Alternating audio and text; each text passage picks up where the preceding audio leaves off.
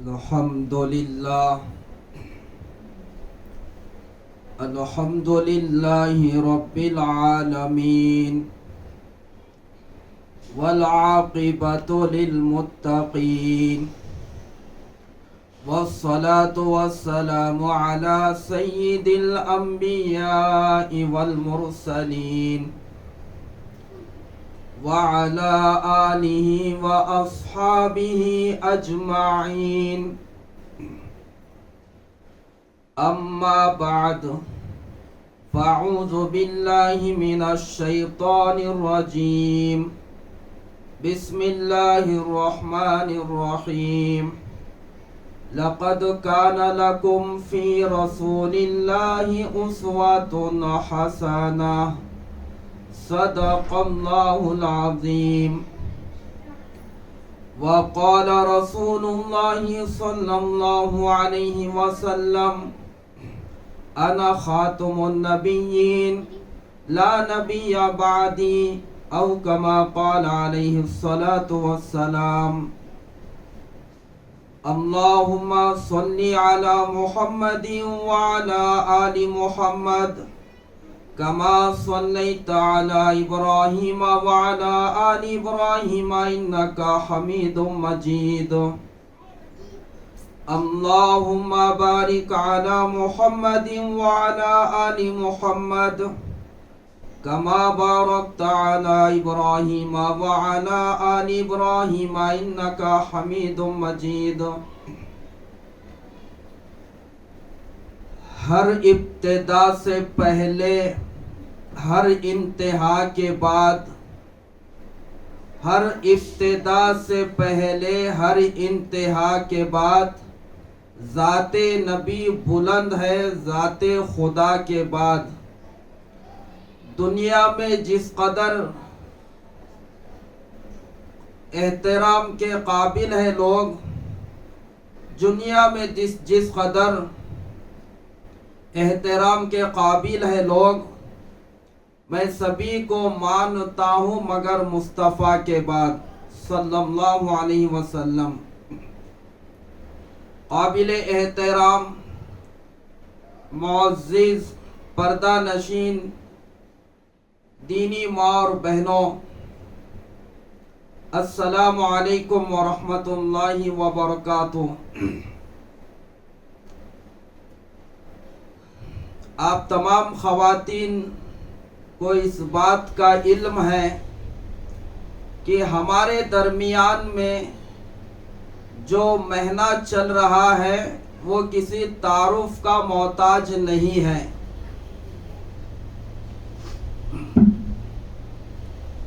ہمارے درمیان میں جو مہینہ چل رہا ہے وہ کسی تعارف کا محتاج نہیں ہے. اس مہینے کو جو نسبت ہے حضرت آقا کریم صلی اللہ علیہ وسلم کی ذات مبارک اور آپ کی ولادت مبارک باسعادت سے ہے، اور ہمارے درمیان میں اس مہینے کا ایک اچھا خاصا حصہ 15 دن سے بھی زائد دن گزر چکے ہیں، اور ابھی اس کا عشرہ ہمارے درمیان میں باقی رہ گیا ہے. جیسا ہی یہ مہینہ ربیع الاول کا ہمارے درمیان میں آ جاتا ہے، مسلمانوں کے معاشرے میں اور خاص طور سے بر صغیر میں یعنی ہندوستان، پاکستان، بنگلہ دیش، یہ ممالک میں خاص طور سے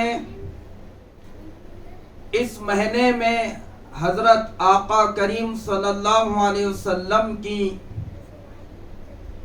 زندگی اور سیرت کو بیان کرنے کا سال بھر کے مقابلے میں بہت زیادہ اہتمام کیا جاتا ہے. آپ دیکھیں گے سال بھر ہمارے معاشرے میں ہمارے علاقوں میں، مسجدوں میں نبی رحمت صلی اللہ علیہ وسلم کی سیرت اور آپ کی زندگی تفصیل کے ساتھ اتنا بیان نہیں ہوتی ہے جتنا بیان آپ کی زندگی کو، آپ کی سیرت کو اس مہینے میں بیان کیا جاتا ہے۔ نعتوں کی محفلیں لگائی جاتی ہیں، میلاد النبی، سیرت النبی صلی اللہ علیہ وسلم کے جلسے، کانفرنس وغیرہ منعقد کیے جاتے ہیں۔ تو اس مہینے کی جو خصوصیت ہے، اس مہینے کو جو شرف حاصل ہے، نبی رحمت صلی اللہ علیہ وسلم کی ولادت بامبارک سعادت اس مہینے کو حاصل ہے۔ دنیا میں ایسا سورج طلوع ہوا ہے اس مہینے میں، نہ اس سے پہلے ہوا تھا، نہ تو قیامت تک کوئی ایسا سورج طلوع ہوگا۔ اس سے مراد ہمارے نبی حضرت محمد صلی اللہ علیہ وسلم کی ذات مبارک ہے۔ آپ صلی اللہ علیہ وسلم کی آمد امت کے لیے بہار ہے۔ ربیع الاول کا جو معنی ہے، ربی کے معنی جو زمین بنجر ہو جانے کے بعد، مردہ ہو جانے کے بعد، جو کھیتی کے قابل بھی نہیں ہے، اگر وہ زمین میں سے کھیتی اگنا شروع ہو جائے، درخت اس میں سے نکلنا شروع ہو جائے، باغ اور پھول اس میں سے پیدا ہونا شروع ہو جائے، اس کو کہتے ہیں بہار، ربی کے معنی۔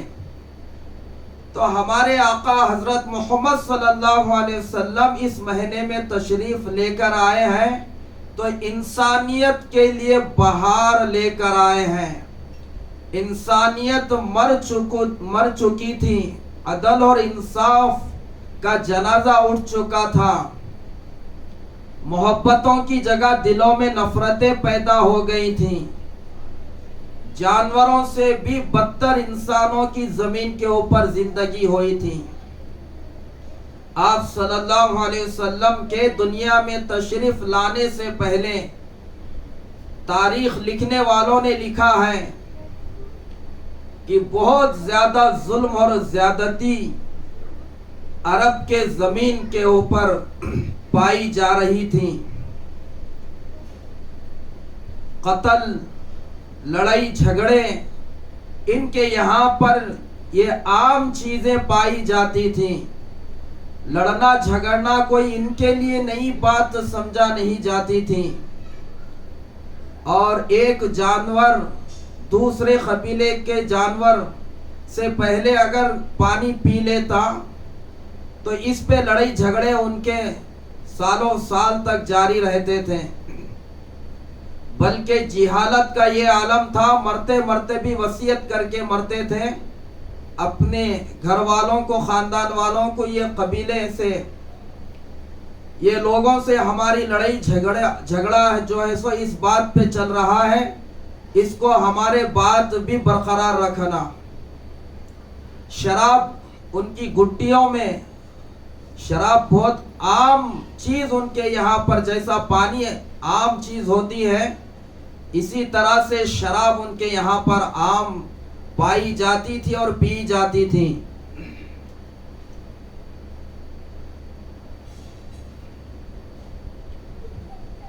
جس کے گھر میں جتنا زیادہ شراب پرانی ہوتی تھی، اس کو معاشرے میں اس کا اعزاز اور اکرام، ادب اور احترام کیا جاتا تھا۔ ان کے درمیان میں عورتوں کا کوئی حق نہیں ہوتا تھا، بلکہ حال یہ تھا، قرآن نے ان کی جہالت کو بیان کیا ہے، وَإِذَا بُشِّرَ أَحَدُهُمْ بِالْأُنثَىٰ ظَلَّ وَجْهُهُ مُسْوَدًّا وَهُوَ كَظِيمٌ۔ 14 پارے میں سورہ نحل میں اللہ پاک نے بیان فرمایا ہے، ان کے یہاں کے، اگر ان کے یہاں، ان کے گھر پہ لڑکی اگر پیدا ہو جاتی، لڑکی جنم لیتی ان کے گھر میں، وَإِذَا بُشِّرَ أَحَدُهُمْ بِالْأُنثَىٰ، लड़की होने की उनको खबर दी जाती तो उनका चेहरा सिया पड़ जाता था और दिल में वो कुढ़ते रहते थे, जलन पैदा हो जाती थी और इसको जिल्लत और रुसवाई समझते थे। लोगों के सामने अपना चेहरा खोलने से और लोगों के सामने आने से वो शर्माते थे, जिल्लत रुसवाई की तरफ से कि हमारे यहाँ पर लड़की पैदा हो गई है इसलिए हम जलील हो गए हैं माशरे में, हम अपने कबीले में। तो वो छुप के कपड़ा चेहरे पे डाल के फिरते थे। फिर आखिर या तो ये शर्मिंदगी को अगर बर्दाश्त करना पड़ता तो कर लेते, सब्र करते, या नहीं इस शर्मिंदगी से जिल्लत से बचने के लिए अगर कोई रास्ता होता था तो सिर्फ एक ही रास्ता होता था, वो बच्ची को जिंदा दफना दिया करते थे जमीन में। एक सहाबी इस्लाम लाने के बाद नबी रहमत सल्लल्लाहु अलैहि वसल्लम की खिदमत में तशरीफ लेकर आए, बैठे, गुफ्तगू शुरू हो गई। बातों बातों में बात ये निकल गई, दौरे जिहालत में बच्चियों को जिंदा दफनाया करते थे हम लोग। तो ये सहाबी अपनी ज़िंदगी और अपने हाथों से जिंदा बच्चियों को कब्र में दफनाने का वाक़या बयान कर रहे हैं कि अल्लाह के नबी, मैं अपने हाथों से इतने बच्चियों को मैंने अपनी जिंदा जो है सो ज़मीन में दफना दिया हूँ। तफसील से वाक़या वो सुनाते रहे, वो कैफियत बयान करते रहे, वो बच्ची की मोहब्बत का जिक्र करते रहे और अपने हाथों से उस बच्ची के लिए ज़मीन पर कब्र जैसा गड़ा बना के खोद के अपने हाथों से उसको उतार कर किस तरह से दफनाया और कितनी बच्चियां मैंने अपने हाथों से दफनाया, पूरी तफसील से वाक़या जिक्र अल्लाह के नबी सल्लल्लाहु अलैहि वसल्लम के सामने वो सहाबी बयान कर रहे हैं। अल्लाह के नबी सल्लल्लाहु अलैहि वसल्लम नरम दिल के थे आप कि आपने ये पूरा वाक़या उनका सुना। आका सल्लल्लाहु अलैहि वसल्लम के आंखों में आंसू निकलना जारी हो गए, आप गमज़दा हो गए। उन बच्चियों के ऊपर जो दौरे जिहालत में मेरी आमद से पहले होता था, आपको उनका दर्द और गम महसूस होने लगा जो उनके ऊपर जुल्म होता था। अल्लाह के नबी सल्लल्लाहु अलैहि वसल्लम भी रोते रहे, वो सहाबी भी आपको देख के रोते रहे। तो मेरी दीनी माँ और बहनों, आका सल्लल्लाहु अलैहि वसल्लम जब दुनिया में तशरीफ लेकर आए हैं तो बल्कि इंसानियत के लिए आप बहार बन के आए हैं। अंधेरा छट गया, रोशनी पूरी दुनिया में आपके आने से कायम हो गई। मर्दों के ऊपर तो अल्लाह के नबी सल्लल्लाहु अलैहि वसल्लम के एहसानात तो है ही है, लेकिन औरतों के ऊपर अल्लाह के नबी सल्लल्लाहु अलैहि वसल्लम के भी बहुत एहसानात हैं। बताओ, जो औरत, जो बच्ची दौरे जिहालत में घर में पैदा होती तो उसको जिल्लत और मनहूस समझकर, जिसको कुरान बयान कर रहा है, वइज़ा बुश्शिरा अहदुहुम बिलउन्सा ज़ल्ला वजहुहु मुस्वद्दन व हुवा कज़ीम, जब लड़की पैदा होने की बशारत उनको दी जाती तो चेहरा काला पड़ जाता और दिल में कुढ़ते रहते और शर्मिंदगी से छुपते फिरते रहते, या तो बर्दाश्त करते थे जिल्लत, वो बच्ची को पाल पोस के बड़ा करते, या तो फिर ये जिल्लत से बचने के लिए जिंदा दफन करते थे।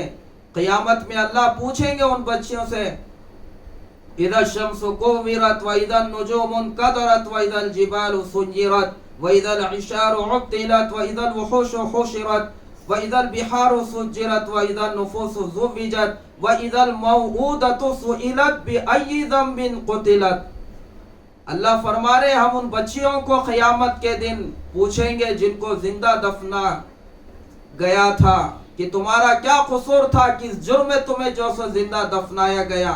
आज भी काबतुल्लाह के एक जगह है वहां पर जहां पर बच्चियों को जिंदा दौरे जिहालत में दफनाया करते थे, वो जगह आज भी वहां पर महफूज है।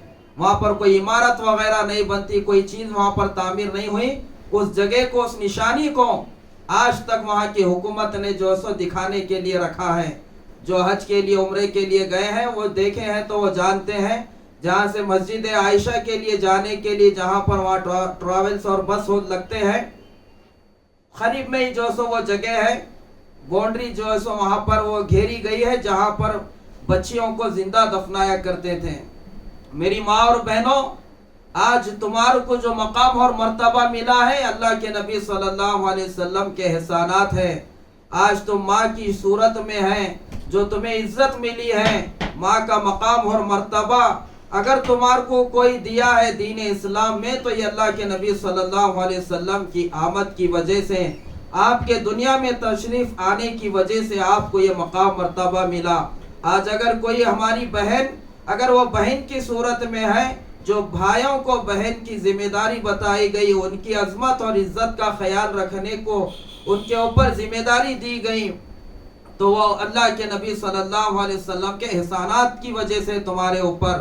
اگر آج کوئی بچی, کوئی عورت اگر بیوی کی شکل میں ہے تو تمہارے کو جو عزت مل رہی ہے, آج تمہارے کو شوہر کوئی چیز کھلا رہا ہے, پیار محبت کر رہا ہے, تمہارے حقوق ادا کر رہا ہے, تو یہ اللہ کے نبی صلی اللہ علیہ وسلم کے احسانات ہیں. اگر کوئی عورت بیٹی کی شکل میں ہے تو تمہارے کو جو محبت دی جا رہی, تمہاری تعلیم کی فکر ہو رہی, تمہارے کھانے پینے کپڑوں کی ذمہ داری باپ اپنی ذمہ داری سمجھ رہا ہے, تو یہ اسلام اور آقا صلی اللہ علیہ وسلم کے احسانات ہے. ورنہ تو حال کیا تھا میں نے ابھی بیان کر دیا. عورتیں اگر اس ایام میں اگر ہوتی, جو ایام میں عورتیں نماز نہیں پڑھ سکتی, روزہ نہیں رکھ سکتی, تو اپنی گھر کی عورتوں کا کھانا بھی نہیں کھاتے تھے. اتنا گندا جو ہے ان کے اندر یہ عقیدہ اور یہ سوچ ان کے اندر خیالات پائے جاتے تھے. جب اگر شوہر کا انتقال ہو جاتا تو اس کے مال میں سے, اس کی پراپرٹی میں سے کچھ اس کو حصہ نہیں ملتا تھا, بلکہ مرد کے شوہر کے ساتھ میں اس عورت کو بھی زندہ جو ہے سو دفنا دیا جاتا تھا, اس کو بھی جلا دیا جاتا تھا. اتنی گندی رسم ان کے ساتھ تھی. اگر شوہر انتقال کر گیا تو اب یہ بیوی کو بھی جینے کا حق اس کی نہیں ہے, بلکہ اس کو بھی زندہ مار دیتے تھے. میراث میں کوئی حصہ نہیں ہوتا تھا. جانوروں سے بھی بدتر سلوک, صرف جسمانی خواہشات کو جو ہے سو پورا کرنے کا اس کو سامان سمجھتے تھے عورت کو. ظلم اتنا تھا, اور عقیدہ ان کے تعلق سے یہ چیزیں ان کے اندر پائی جاتی تھیں. آج جو کچھ تمہارے کو آج عزت ملی ہے ماں کی شکل میں, بیٹی کی شکل میں, جو آج تمہارے کو حقوق دیے جا رہے ہیں, آج میراث میں سے جو حصہ مل رہا ہے, آج تم بیوی کی شکل میں ہے تو شوہر جو تمہارے حقوق ادا کر رہا ہے, یہ سب اسلام میرے آقا صلی اللہ علیہ وسلم کے احسانات ہیں. یہ تو آپ صلی اللہ علیہ وسلم کی آمد ہے. یہ سب چیزیں آپ صلی اللہ علیہ وسلم کے دنیا میں آنے سے پہلے زمین کے اوپر اتنا ظلم بڑھ چکا تھا, اتنی جہالت عام ہو گئی تھی, انسانیت کی کوئی قدر نہیں تھی, اور کوئی محبت نام کی چیز نہیں تھی. جو کچھ ہو رہا تھا یہی ظلم زیادہ تھی. ہر کوئی اپنے لیے جینا پسند کرتا تھا, ہر کوئی اپنا حق دیکھتا تھا, دوسروں کا حق ادا ہو یا نہ ہو, میرا حق میرے کو مل جائے. یہ چیزیں ان کے یہاں پر یہ جو ہے سو پائی جاتی تھی.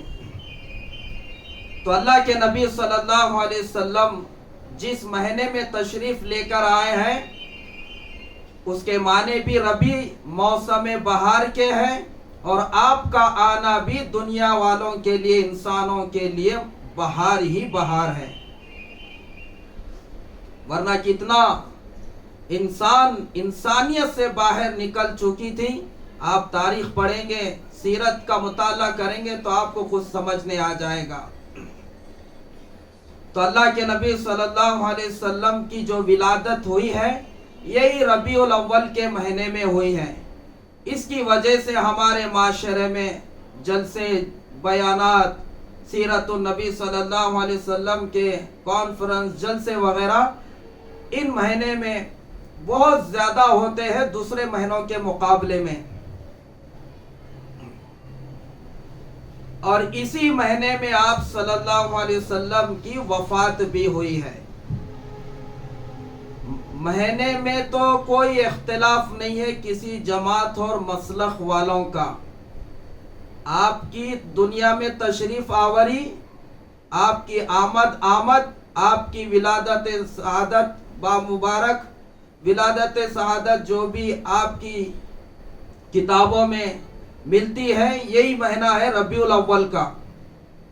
اور جو آپ کی وفات، جو آپ دنیا میں اپنی 63 سالہ زندگی امت کے درمیان میں رہ کے جو گزار کے اللہ سے ملاقات کے لیے تشریف لے کر گئے ہیں، وفات کا مہینہ بھی ربیع الاول کا ہے. تو اس میں کسی کا اختلاف نہیں پایا جاتا ہے. دن کے اعتبار سے پیر کا دن جو ہے سو بتایا گیا ہے، اور حدیث میں خود اللہ کے نبی صلی اللہ علیہ وسلم نے خود بتایا ہے. صحابی پوچھے اللہ کے نبی صلی اللہ علیہ وسلم، آپ پیر کا دن، کیونکہ اللہ کے نبی صلی اللہ علیہ وسلم کی عادت شریفہ رہی ہے زندگی میں، آپ پیر جمعرات کا روزہ رکھتے تھے. پوچھنے پہ بتایا کرتے تھے پیر جمعرات کو اعمال اللہ کی بارگاہ میں پیش ہوتے ہیں، اور میں چاہتا ہوں جب میرے اعمال پیش ہو اللہ کی بارگاہ میں روزے سے رہوں. ایک روایت تو یہ ہے جو ہم شعبان کے مہینے میں بھی یہ حدیث آپ کو سنائے ہیں، اور جو سو اس موقع پہ یہ حدیث بھی بیان کی جاتی ہے. اسی طرح سے آپ صلی اللہ علیہ وسلم نے صحابہ کے پوچھنے پر آپ نے وضاحت فرمائی، بتا دی کہ میں پیر کے دن کا جو روزہ رکھنے کا میں اہتمام کرتا ہوں، اس لیے کہ میری جو ولادت ہوئی ہے پیر کے دن ہی ہوئی ہے، یعنی میرے پیدا ہونے کا جو دن ہے پیر کا دن ہے، اور پیر کے دن ہی میرے اوپر اللہ کا قرآن نازل ہونا شروع ہوا ہے. پیر کے دن میں پیدا ہوئے سو دن بھی ہے، اور جو قرآن نازل ہونا شروع ہوا ہے میرے اوپر، جو جبرائیل میرے پاس قرآن اللہ کا لے کر آیا ہے، وہ دن بھی پیر کا تھا. تو یہ بھی حدیث سے ثابت ہے. مہینے کا بھی کوئی اختلاف نہیں ہے. آپ کی ولادت بھی ربیع الاول کے مہینے میں ہوئی، آپ کی وفات بھی ربیع الاول کے مہینے میں ہوئی. نہ تو مہینے میں اختلاف ہے نہ تو دن میں. حدیث سے یہ چیز ہمارے کو مل گئی. اب رہا مسئلہ تاریخ کا. تاریخ میں اختلاف ہے. بعضوں نے 9 ربیع اول بتایا ہے، اور یہ بہت زیادہ صحیح ہونے کے جو ہے سو قریب ہے. بعضوں نے 8 ربیع الاول کی تاریخ بتائی ہے، بعضوں نے 11 بتائی ہے، اور بعضوں نے 12 ربیع الاول کی تاریخ کو بیان کیا ہے. تو یہاں پر اختلاف کی وجہ سے کوئی ایک تاریخ یہاں پر یہی ہے بول کے صحیح سے ثبوت ہمارے کو نہیں ملتا. اس میں اختلاف پایا جا رہا ہے. پیدائش کی جو تاریخ ہے ہمارے نبی صلی اللہ علیہ وسلم کی، اس میں تاریخ میں اختلاف ہے. اور وفات میں بھی 12 ربیع الاول کی تاریخ 100% صحیح ہے، یہ بھی درست نہیں ہے، ثابت بھی نہیں ہو سکتی. اس لیے ہمارے نبی صلی اللہ علیہ وسلم جو آپ نے زندگی میں آخری جو آپ نے حج فرمایا ہے، جس کو حجۃ الوداع بھی کہتے ہیں، عرفات کا جو دن تھا جمعہ کا دن تھا، اور وہ تاریخ تھی 9. عرفات کی 9 تاریخ، جو عرفات میں حاجی جمع ہوتے ہیں، 9 تاریخ تھی، جمعہ کا دن تھا. اگر وہاں سے اگر ہم حساب کریں گے آگے اب کتنے مہینے رہ گئے؟ حج کے مہینے کے بعد محرم الحرام اور سفر، یہ 2 مہینے ہو گئے، اور ربیع الاول. تو گویا کی 2.5 اور 2.25 مہینے درمیان میں ہے وفات کے. اگر ہم مہینہ 30 کا اگر لگا لیں گے پورے، تو بھی 2 شنبہ یعنی 12 پیر کے دن 12 تاریخ نہیں آتی. اگر پورے مہینے 29 کے بھی اگر ہم لگا کر حساب کریں گے تو بھی 12 تاریخ نہیں آتی وفات کی. نہیں، تھوڑے 29 اور تھوڑے 30 کا، ایک 30 کا اور تھوڑا 29 کا ایک مہینہ، اگر ایسا بھی اگر ہم دیکھیں گے تو آپ کی وفات کی 12 تاریخ نہیں آتی. کیونکہ یہاں پر یہ چیز ثبوت ہے ہمارے پاس کہ آپ کا جو حج تھا آخری زندگی کا حجۃ الوداع، وہ عرفات کا جو دن تھا 9 تاریخ کا جمعہ کا دن. تو اب آگے وفات تک جو مہینے ہیں محرم اور سفر کا مہینہ، اس کے بعد ربیع الاول کے مہینے میں اگر چاند کے اعتبار سے 30 کا یا 29 کے مہینوں کو اگر ہم دیکھیں گے ملا کے، نہ تو پورے 30 نہ تو 29 نہ تو 30 29 یہ مہینے ملائیں تو بھی 12 تاریخ وفات کی نہیں ملتی. تو اس میں بھی اختلاف ہے. جمہور علماء کا بس یہی قول، ان کی رائے ہے کہ وہ 12 تاریخ وفات کی ہے. لیکن 12 تاریخ دیکھیں گے تو 12 تاریخ بھی صحیح جو ہے سو یہ تاریخ ثابت نہیں ہو سکتی.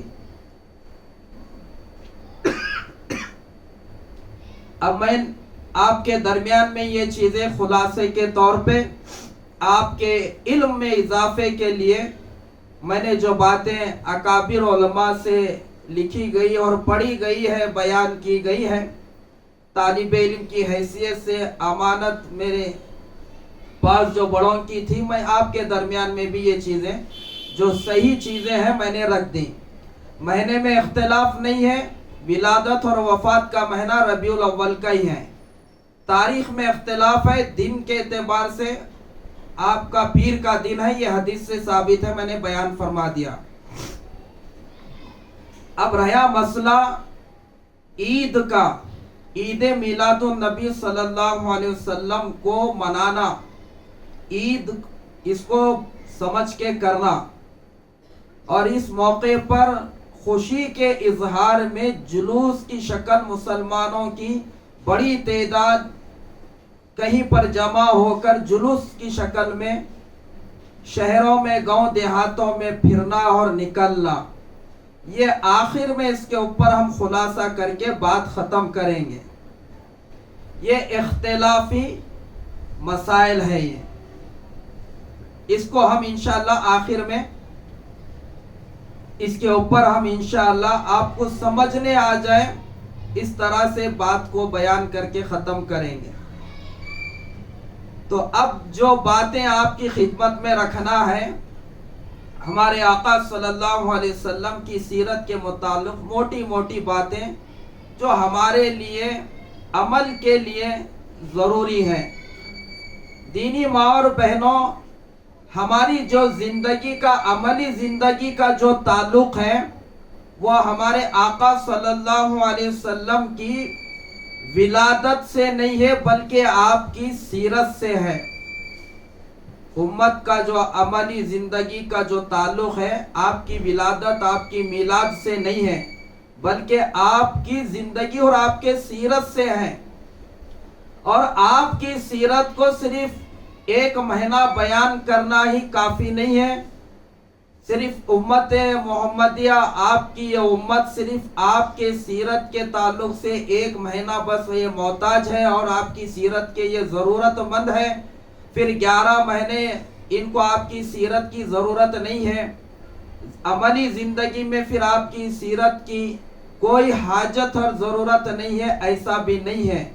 صرف 12 دن یا مہینہ صرف اللہ کے نبی صلی اللہ علیہ وسلم کی زندگی کو بیان کرنا، آپ کی شان کو بیان کرنا، صرف ایک مہینہ، صرف چند دن، صرف امت اس کی محتاج نہیں ہے بلکہ سال کے 12 مہینے، مہینے کے 30 دن اور روزانہ کے 24 گھنٹے کے ہر لمحے میں امت کے مرد اور امت کے عورتیں، مالدار، غریب، نوجوان، بوڑھے، سب آپ کی زندگی اور آپ کے تعلیمات اور آپ کے سیرت کے ہم محتاج ہیں.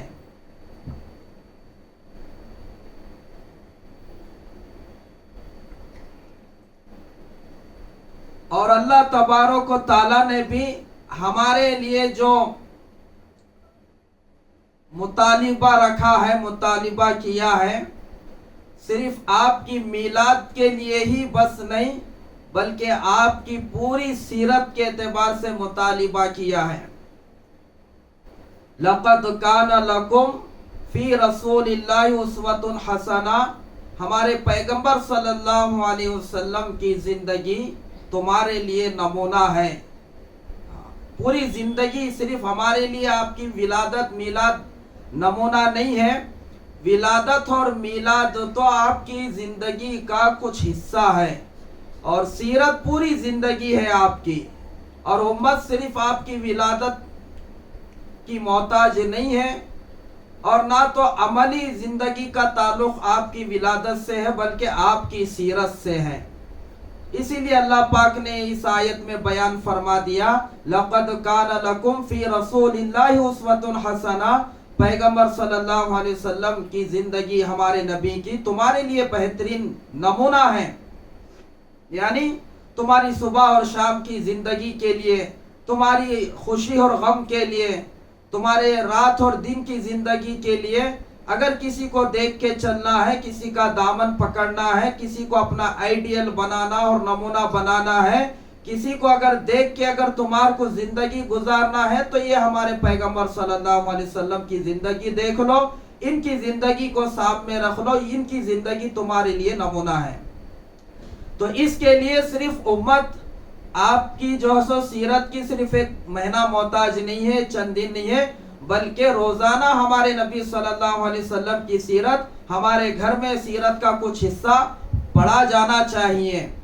ہر مسلمان کے گھر میں، جیسا ہم اس کو ضروری سمجھے ہیں کہ راشن کارڈ ہمارے پاس ہونا ضروری ہے، یہ ہماری ضرورت ہے، آدھار کارڈ ہماری ضرورت ہے، ہماری شناخت شہری اور ہمارے ملک میں شہری ہونے کے لیے جو کاغذات اور شناخت ہے، گاڑی کے پیپر ہمارے لیے ضروری ہے، گھر کے کاغذات اور پیپر ہمارے لیے ضروری ہے، جیسا یہ ضروری ہے، تو مسلمان ہونے کے ناطے، ایمان والے ہونے کے ناطے، اپنے نبی صلی اللہ علیہ وسلم کی سیرت اور آپ کی زندگی کے تعلق سے ہمارے گھر میں بھی کتابیں ہونا چاہیے۔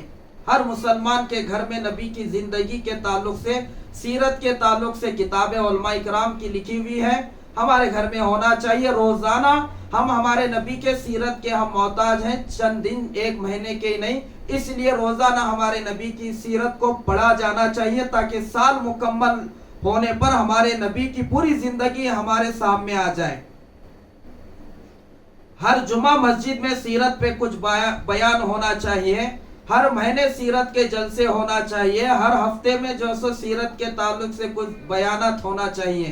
اس لیے ہمارے یہ اجتماعات میں ہمارے آقا صلی اللہ علیہ وسلم کی سیرت کو سال بھر ہم جو ہے سو بیان کرتے ہیں، کچھ نہ کچھ پہلو اور کچھ نہ کچھ آپ کی زندگی اور سیرت کا جو ہے سو ہم کچھ نہ کچھ حصہ جو ہے سو اپنے بیانات میں خواتین کے جو ہے سو رکھتے ہیں۔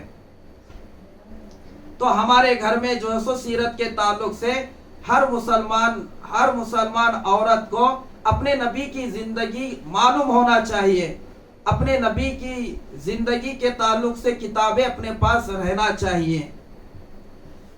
اپنے نبی صلی اللہ علیہ وسلم سے محبت ہم کرتے ہیں، تو پھر ہمارے لیے ضروری ہے کہ ہمارے نبی صلی اللہ علیہ وسلم کی زندگی کو بھی معلوم کریں۔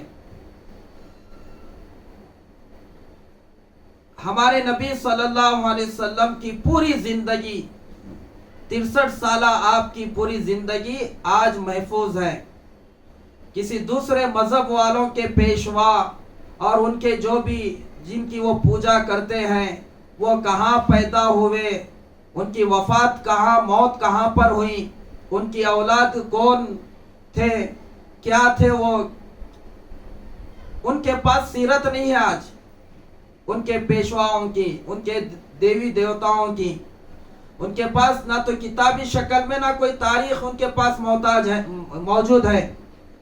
خود عیسائیوں کے پاس ان کے جو نبی حضرت عیسیٰ علیہ السلام ہمارے بھی نبی ہیں، ہم بھی نبی مانتے، بلکہ وہ نبی نہیں مانتے، بلکہ وہ ایک حساب سے خدا مانتے ہیں ان کو۔ حضرت عیسیٰ علیہ السلام، مریم رضی اللہ تعالیٰ عنہ، اللہ، یہ تینوں ملا کے یہ خدائی طاقت بنتی ہے، ان کا عقیدہ ہے، اللہ کے بیٹے مانتے ہیں۔ اس لیے عیسائی پوری دنیا میں دسمبر میں 25 دسمبر کو عید میلاد عیسیٰ مسیح مناتے ہیں، وہ جیسا ہمارے مسلمان منا رہے ہیں میلاد النبی۔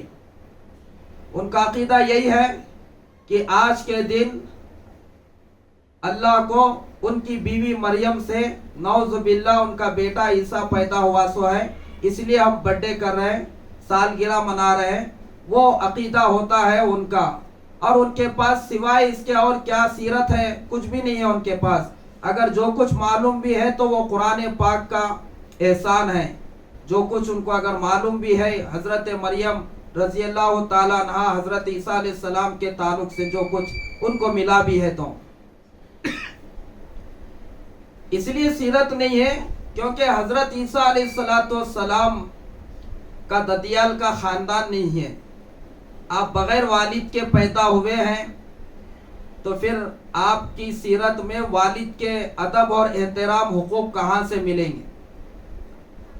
آپ کے والد نہیں ہے تو آپ کے دادا اور دادی کے تعلق سے کہاں سے ذکر ہوگا؟ آپ کی شادی نہیں ہوئی تو پھر آپ کی سیرت میں بیوی کے کیا حقوق ہے کہاں سے معلوم ہوگا؟ آپ کی بیوی نہیں تھی، اسی لیے آپ کے جو ہے سو پوترے اور پوتریاں اور اسی طرح سے آپ کی اولاد، نواسے اور نواسیاں، آپ کی جو ہے سو بہن بھائی، یہ سب چیزیں نہیں ہیں۔ آپ بغیر باپ کے پیدا ہوئے، آپ کی کوئی سگی بہن ہے، نہ تو بھائی ہے، نہ پھوپھو ہے، نہ تو پھوپھا ہے، نہ تو دادا دادی ہے، نہ تو داماد ہے، نہ تو بیٹیاں ہیں، نہ تو نکاح کرنے کا ان کی سیرت میں کوئی طریقہ ہے ان کے پاس، اس لیے ان کی شادی نہیں ہوئی۔ اور وفات کے بعد ایک میت کے ساتھ کیسا برتاؤ کیا جانا چاہیے، تدفین وغیرہ، غسل وغیرہ، کیونکہ ان کی وفات بھی نہیں ہوئی، وہ اللہ پاک نے ان کو آسمانوں پر اٹھا لیا ہے۔ تو ہمارے نبی صلی اللہ علیہ وسلم کے ہم جو ہے سو میلاد کے ہم محتاج نہیں ہیں، وہ محتاج ہیں، اس لیے ان کے پاس سیرت نہیں ہے۔ ہمارے نبی صلی اللہ علیہ وسلم کی پوری سیرت، پوری زندگی آج امت کے پاس ہے، محفوظ ہے۔ پوری 63 سالہ زندگی، نبوت سے پہلے کی زندگی اور نبوت کے بعد کی بھی زندگی محفوظ ہے۔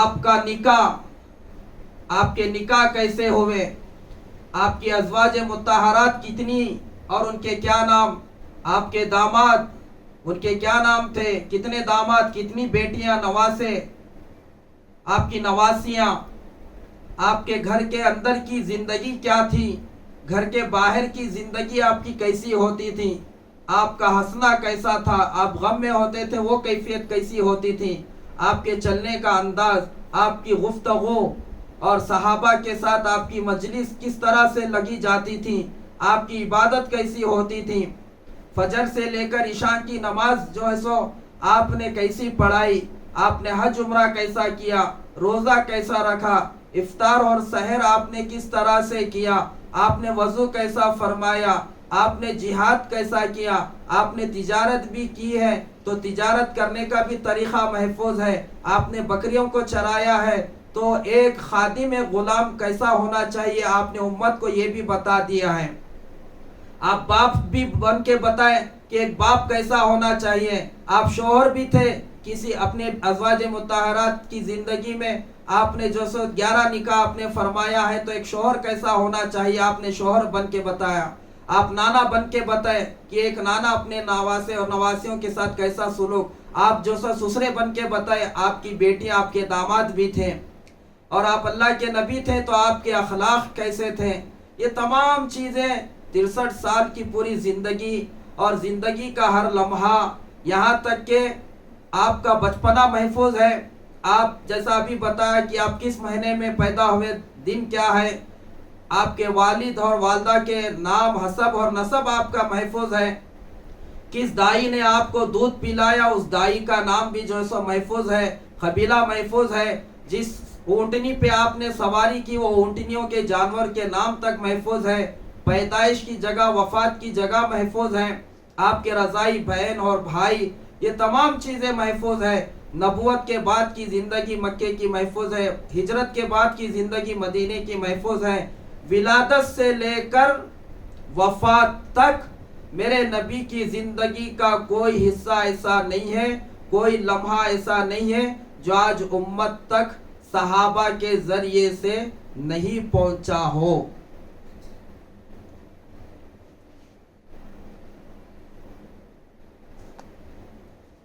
اپنے نبی کی زندگی کو امت اگر دیکھنا چاہتی ہے، پڑھنا چاہتی ہے، آج بھی روشن کی طرح میرے نبی کی پوری زندگی محفوظ ہے۔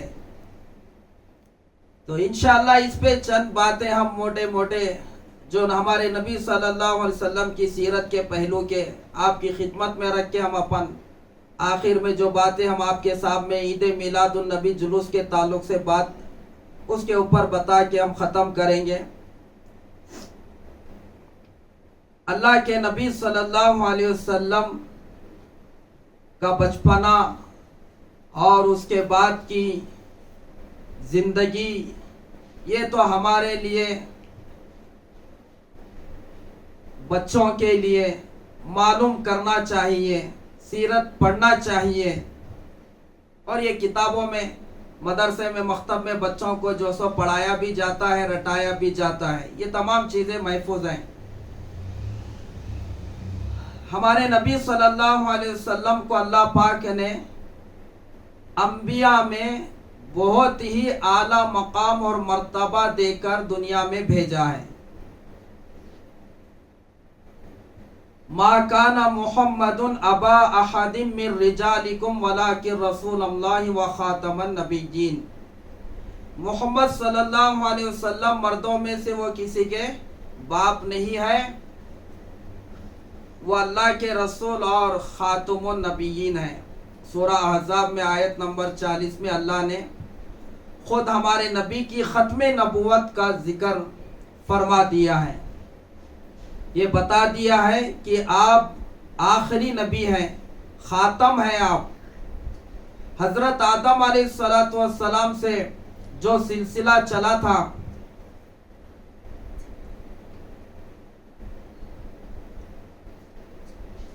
آپ کے اوپر جا کر یہ سلسلہ اللہ پاک نے ختم فرمایا ہے۔ 1 لاکھ سے بھی زیادہ اللہ کے پیغمبر نبی رسول دنیا میں تشریف لے کر آئے ہیں، اور ان میں اللہ کے نبی صلی اللہ علیہ وسلم آخری نبی بنا کر دنیا میں بھیجے گئے ہیں۔ حدیث میں بھی اللہ کے نبی صلی اللہ علیہ وسلم نے فرمایا، انا خاتم النبیین لا نبی بعدی، میں آخری نبی ہوں، میرے بعد کوئی نبی آنے والے نہیں ہیں۔ انا آخر الانبیاء وانتم آخر الامم، میں آخری نبی ہوں اور تم آخری امت ہو، میں تمہارے حصے میں آخری نبی بنا کر بھیجا گیا ہوں، تم میرے حصے میں آخری امت بنا کر بھیجی گئی۔ جیسا میرے بعد کوئی نبی آنے والا اب دنیا میں نہیں ہے، تو اب تمہارے بعد بھی کوئی دنیا میں دوسری اب امت آنے والی بھی نہیں ہے۔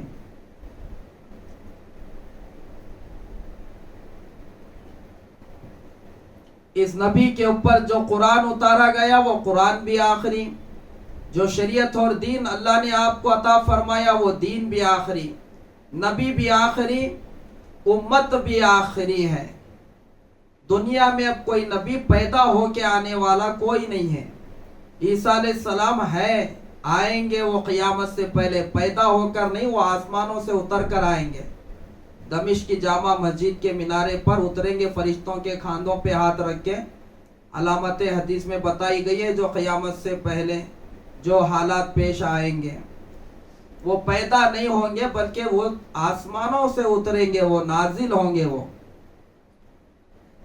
جس طرح سے اللہ رب العزت کی ذات میں، عبادت میں، صفات میں کوئی شریک دوسرا نہیں ہے، اسی طرح سے ہمارے نبی صلی اللہ علیہ وسلم کی ختم نبوت میں بھی کوئی شریک نہیں ہے، یعنی اللہ کے علاوہ کسی اور کی عبادت نہیں ہو سکتی، کسی اور کو خدائی کا مقام اور مرتبہ نہیں دیا جا سکتا۔ اسی طرح اللہ کے نبی صلی اللہ علیہ وسلم کے دنیا میں تشریف لانے کے بعد کسی اور کو نبی نہیں مانا جا سکتا۔ اس لیے جیسا اللہ اپنی ذات اور صفات میں، عبادت میں اللہ کے کوئی شریک یعنی نہیں ہے، اسی طرح ہمارے نبی صلی اللہ علیہ وسلم کی ختم نبوت میں بھی کوئی شریک نہیں ہے۔ جو بھی اگر بولے گا میں نبی بنا کر بھیجا گیا ہوں تو وہ کذاب ہے، جھوٹا ہے۔ وہ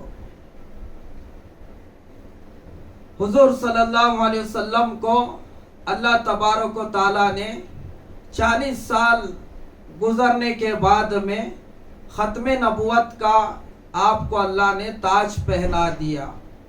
نبوت سے پہلے کی زندگی کیا ہے، آپ کا بچپنا کیسا، آپ کی ولادت ہوئی مکہ مکرمہ میں، آپ کی والدہ کا نام آمینہ، آپ کے والد کا نام عبداللہ، آپ اپنی ماں کے پیٹ میں تھے، ولادت سے چند مہینے پہلے ہی والد کا سایہ آپ کے اوپر سے ختم ہو گیا، انتقال ہو گیا عبداللہ رضی اللہ تعالیٰ عنہ کا۔ اس کے بعد حضرت آمینہ رضی اللہ تعالیٰ عنہ یہ بیوہ ہو گئی۔ کچھ دنوں کے بعد، مہینوں کے بعد پھر آپ دنیا میں تشریف لے کر آئے۔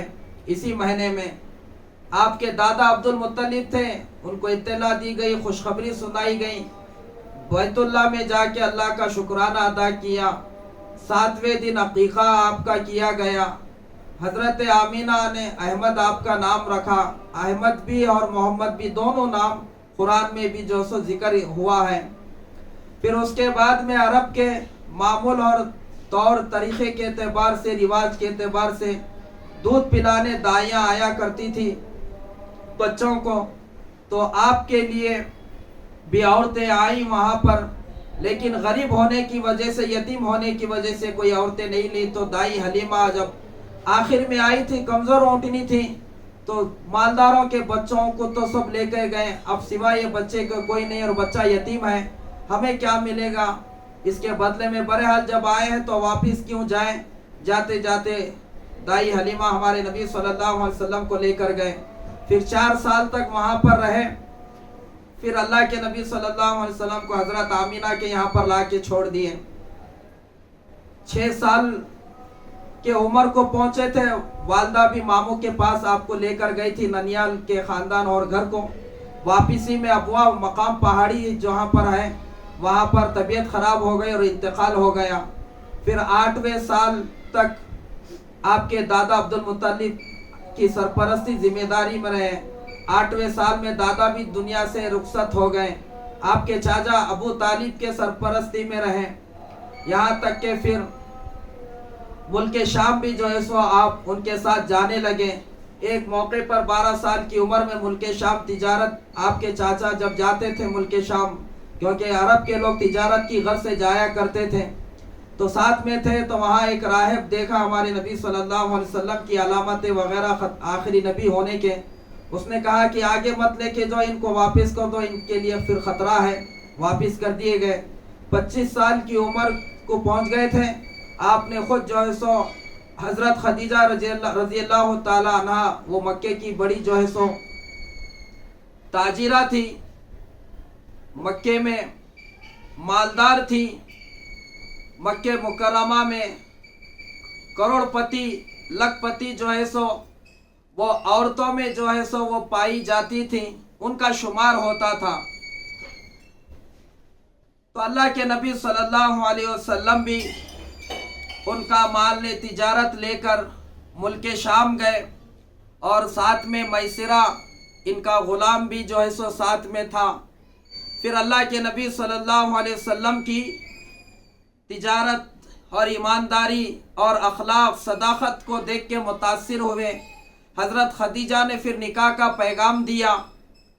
پھر نکاح آپ کا جو ہے سو 25 سال کی عمر میں نکاح ہو گیا۔ حضرت خدیجہ 40 سال کی عمر تھی، 25 سال آپ کے نکاح میں زندہ رہی، جب تک کوئی آپ نے دوسرا نکاح نہیں فرمایا۔ تو یہ تو میں ایک موٹے انداز میں جیسو یہاں تک لے کر آیا۔ پھر 40 سال کی جو مدت آپ کی پوری ہو گئی، پھر اللہ تبارک و تعالیٰ نے آپ کو نبوت عطا فرمائی۔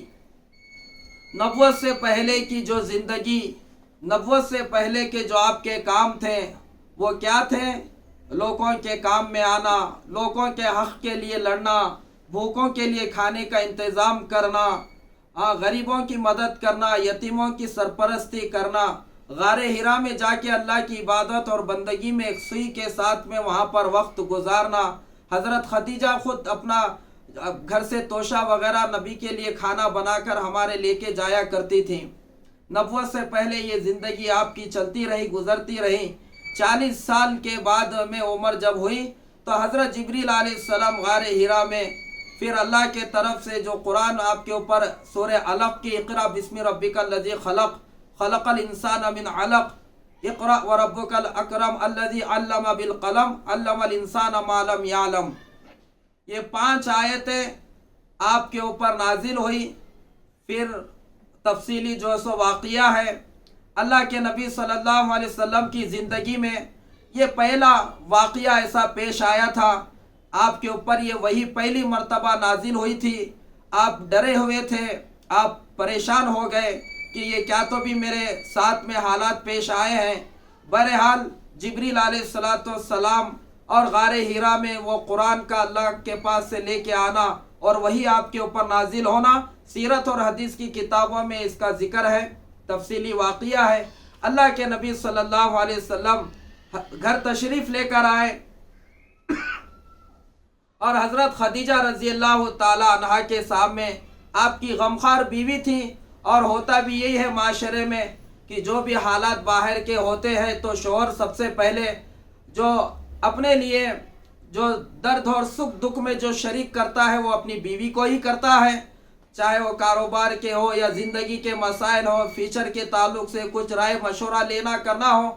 تو اسی طرح اللہ کے نبی صلی اللہ علیہ وسلم بھی گھر تشریف لانے کے بعد پورا واقعہ سنایا۔ آپ ڈرے ہوئے تھے، آپ سہمے ہوئے تھے، تو آپ کی یہ گھبراہٹ کو دیکھ کے امی خدیجہ نے آپ کے جو صفات آپ کے اندر تھے اس کو بیان کرنا شروع کیا۔ یہ نہیں فرمایا کہ اللہ کے نبی آپ کیوں گھبرا رہے، کیوں ڈر رہے، آپ تو بہت زیادہ عبادت کرنے والے ہیں، اللہ کا ذکر کرنے والے ہیں، آپ تو کیونکہ اللہ کے نبی نبوت سے پہلے غار حرا میں 15 دن کا پورا توشہ ساتھ میں لے کے، توشہ کیا ہوتا تھا؟ ستو آٹا وغیرہ ہوتا تھا، پانی مشکیزے میں بس یہی کھانا، ستو وغیرہ توشہ ہوتا تھا۔ 8 دن اللہ کے نبی ایک صحیح میں عبادت میں جو ہے سو وہاں پر گزارتے تھے۔ تو یہ نہیں فرمایا امی خدیجہ نے کہ آپ کہیں کو ڈر رہے، آپ کہیں کو گھبرا رہے، آپ تو اتنی عبادت کرتے ہیں، اتنی جو ہے سو اللہ کا ذکر اور بندگی میں لگے ہوئے رہتے ہیں، یہ نہیں فرمایا، بلکہ یہ فرمایا کہ اللہ کے نبی آپ کیوں اتنی جو ہے سو پریشان آپ اپنے آپ کو محسوس کر رہے ہیں، اب کیوں آپ جو سو گھبرا رہے ہیں؟ آپ تو لوگوں کو جوڑنے والے ہیں، توڑنے والے نہیں ہیں۔ آپ تو کھانا کھلانے والے بھوکوں کو، لوگوں کے حق کے لیے آپ لڑنے والے ہیں، لوگوں کا قرض بوجھ اپنے اوپر آپ اٹھانے والے ہیں، یتیموں کی سرپرستی کرنے والے ہیں، تسلی دی۔ تو اس سے سبق لینا چاہیے خواتین کو کہ اپنے شوہر کے بھی زندگی میں کبھی ایسے حالات، اگر کوئی مالی اعتبار سے، کاروباری اعتبار سے زندگی کے کوئی حالات پیش آ جائے تو تسلی دینا چاہیے، یہ نہیں کہ ان کو اور ڈرا دینا چاہیے، ارے اب کیسا کریں گے، اب کیا ہوگا، ایسا کیسا کرے، تم کہیں کو کرے، ایسا ڈرانا نہیں ہے، ایسا کیسا ہو گیا، قرضہ کب لیے، کہیں کو لیے، اتنی اور ان کو پریشانی میں ان کے اضافہ کرنا نہیں ہے۔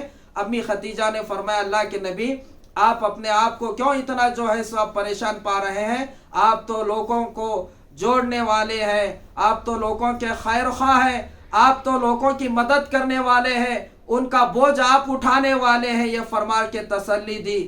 پھر یہاں تک کہ پھر اللہ پاک نے سورہ مدثر کی آیت ابتدائی کی نازل ہوئی، یا ایھا المدثر قم فانذر فربک فکبر، یہ آیت نازل ہوئی۔ اللہ کے نبی صلی اللہ علیہ وسلم چادر اوڑھ کے لیٹے ہوئے آپ جو سو تھے، آیت نازل ہوئی، یا ایھا المدثر، اے چادر میں لپٹے ہوئے اے ہمارے محبوب، اے چادر اوڑھے ہوئے ہمارے نبی، قم فانذر، اب اٹھیے، ڈرائیے، قم فانذر فربک فکبر، اپنے رب کی بڑائی کر دیجئے۔ اب آپ کو جو ہے سو کام کرنے کا جو ہے سو یہ اللہ کے طرف سے حکم دیا گیا، آپ جا کے تبلیغ کرو، آپ جا کے اب لوگوں کو ڈرائیے ان کو، اور اللہ کے رب کی یعنی جو سو اپنے رب کی بڑائی کو ان کے سامنے کیجئے۔ اللہ کے نبی صلی اللہ علیہ وسلم، کیونکہ پورا مکے کا ماحول کیا ہے آپ دیکھ رہے ہیں، تو میری بات کون سنے گا، کس کو میں بتاؤں، کیا کروں؟ اللہ کے نبی کے گھر میں سب سے پہلے آپ کے ہاتھ پہ ایمان والا نہیں، سب سے پہلے ایمان والی ہے اس زمین کے اوپر، آپ کے اوپر سب سے پہلے ایمان لے کے آنے والی آپ کی بیوی حضرت خدیجہ۔ اے اللہ کے نبی صلی اللہ علیہ وسلم، آپ دعوت دینے میں پہل کیجئے، میں کلمہ پڑھنے میں پہل کروں گی، آپ نبی تو سب سے پہلی میں تمہاری امتی، ہاں آپ دعوت دیجئے، میں مانوں گی آپ کو نبی، کوئی مانے یا نہیں مانے۔ تو اس زمین کے اوپر سب سے پہلے ایمان والا نہیں، ایمان والی، سب سے پہلے نبی کی امت میں مرد نہیں عورت، وہ آپ کی بیوی، مردوں میں سب سے پہلے ایمان لانے والے آپ کے دعوت پر حضرت ابوبکر صدیق رضی اللہ تعالیٰ عنہ، بچوں میں حضرت علی رضی اللہ تعالیٰ اور زید بن حارثہ، یہ غلاموں میں یہ 4 لوگ سب سے پہلے کلمہ پڑھ کے اسلام میں داخل ہو گئے۔ بیوی آپ کی تھی خدیجہ، اور آپ کے چچرے بھائی حضرت علی، اور اسی طرح آپ کے جو رفیق، آپ کے خاص جگری دوست حضرت ابو بکر صدیق رضی اللہ تعالیٰ، کیونکہ بچپنے کا پورا دور حصہ آپ کے ساتھ وہ رہ کے گزارے ہیں، تو آپ نے بھی جو ہے سو کلمہ پڑھ کے مسلمان ہو گئے۔ زید بن حارثہ غلام، یہ 4 سب سے پہلے عورتوں میں امی خدیجہ، بڑے مردوں میں حضرت ابو بکر بڑوں میں، اور بچوں میں حضرت علی، غلاموں میں زید بن حارثہ، یہ 4 لوگ کلمہ پڑھ کے اسلام میں داخل ہو گئے۔ میری دینی ماں اور بہنوں، اپنے نبی کی زندگیوں کو، اپنے نبی کی زندگی کو پڑھو، سمجھو۔ جس دن سے اللہ کے نبی صلی اللہ علیہ وسلم کو ذمہ داری ملی، جس دن اللہ کے نبی صلی اللہ علیہ وسلم کو کام کرنے کا، توحید اور دین کا اللہ کے طرف سے حکم ملا، اس دن تک، اس دن سے اللہ کے نبی وفات پانے تک اپنے لیے کبھی نہیں جیا۔ نہ تو اپنے کھانے کی کوئی فکر آپ نے کی، نہ تو اچھے کپڑوں کی کوئی آپ کو فکر تھی، نہ تو اچھا گھر بنانے کی آپ کو کوئی فکر تھی، نہ تو اپنے بیٹیوں کے لیے کچھ رکھنے کی آپ کو خواہش تھی، نہ تو اپنے بیویوں کے لیے کچھ کھلانے پلانے کی آپ کو فکر تھی۔ فکر اگر تھی سب سے زیادہ تو انسانیت کے اوپر آپ رحم کر رہے تھے، آپ ان کی ہدایت کے خواہش مند تھے۔ جو مکے میں بت پرستی عام ہو رہی تھی، اللہ کی ذات میں دوسروں کو بھی شریک کیا جا رہا تھا، لوگ جہنم کے گڑھے کے قریب ہو رہے تھے، اللہ کے نبی صلی اللہ علیہ وسلم اتنا امت کے درد میں، ان کے ایمان لانے کی فکر میں ہوتے تھے۔ اللہ نے قرآن میں آیت نازل فرما دی، لعلک باخع نفسک الا یکونا مؤمنین، اے نبی کیا تم اپنے آپ کو ہلاک کر لو گے، کیا اپنے آپ کو مار لو گے، کیا جان دے دو گے گھٹ گھٹ کے اس بات پہ کہ اگر یہ ایمان نہیں لائیں۔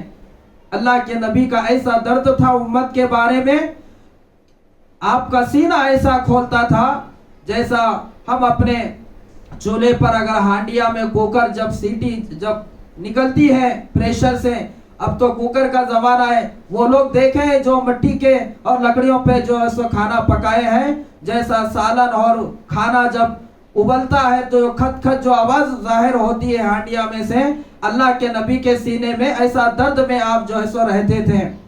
جس دن آپ کو نبوت دی گئی، جس دن اللہ نے کہا یا ایھا المدثر قم فانذر، اے چادر میں لپٹے ہوئے لیٹے ہوئے ہمارے نبی، اب سونے کے دن ختم ہو گئے، اب جاگیے اور دوسروں کو بھی جگائیے، اب ہمارا نام لے کر انسانوں میں آپ چلو پھرو اور لوگوں کو دعوت دو۔ علن اعلان دعوت دینے کا اللہ نے جو ہے سو حکم دیا۔ صفا پہاڑی پہ آپ نے لوگوں کو جمع کیا، یا صبح کہہ کے لوگوں کو بلایا، جس طرح سے ایمرجنسی کا جو ہے سو ہارن ہوتا ہے، ایمبولنس جیسا، الارم جیسا لے کے جیسا نکلتی ہے اور یہ پتہ چلتا ہے کہ ایمرجنسی ہے اس کی آواز سے، تو یا صبح کا اعلان یہ الارم کی طرح تھا، لوگ جمع ہو جاتے تھے۔ اللہ کے نبی صلی اللہ علیہ وسلم کی سب سے پہلی دعوت، سب سے پہلی فکر، سب سے پہلا کام اپنے قبیلے اور وہاں کے لوگوں کے سامنے آپ کو رکھنے کا حکم دیا گیا، دعوت کی ذمہ داری دی گئی۔ صفا پہاڑی پہ آپ چڑھ کر وہاں کے لوگوں کو اعلان کے ذریعے سے، لوگوں کے ذریعے سے قبائل کو بلایا، بنو فہر، عبد مناف، قریش قبیلہ اور قبیلے بنو سلمہ، جتنے وہاں قبائل تھے، بنو سعد، یہ تمام قبائل کے بڑے بڑے سردار جمع ہو گئے، ان کے چھوٹے جمع ہو گئے۔ پھر کہا کہ لوگوں میرے بارے میں تمہارا کیا خیال ہے، میرے بارے میں تمہارا کیا خیال ہے، کیا کبھی تم نے میرے کو دیکھا ہے میں نے جھوٹ بولا؟ یہ بتانا چاہ رہے تھے ہمارے نبی۔ کیا میں کبھی وعدہ خلاف کرا ہوں؟ کبھی تمہارے درمیان میں میں کبھی ناانصافی کرا ہوں؟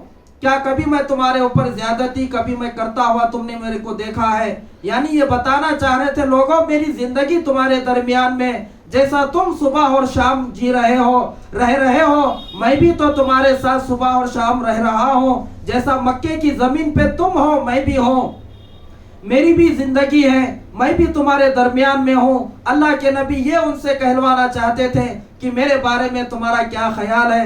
سب لوگوں نے کہا کہ اے محمد صلی اللہ علیہ وسلم آپ صادق اور امین ہیں۔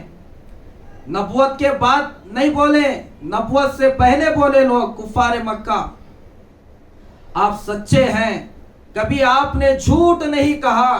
کہ بتاؤ جو نبی نبوت سے پہلے جھوٹ نہیں بولا، کیا نبی وہ نبوت کے بعد جھوٹ بول سکتا ہے؟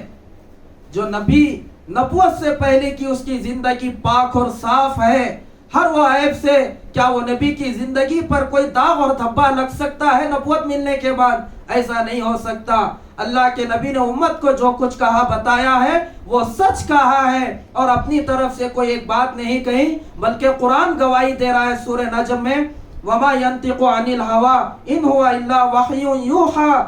اے لوگوں، ہمارے نبی پیغمبر تمہار کو جو کچھ بتاتے ہیں وہ اپنی طرف سے کچھ نہیں کہتے ہیں، بلکہ اللہ کے طرف سے ان کو وحی آتی ہے، وہ اللہ کی بات کہتے ہیں، اللہ کی بات بتاتے ہیں۔ ہمارے نبی کی گواہی صفائی قرآن خود جو ہے سو کر رہا ہے۔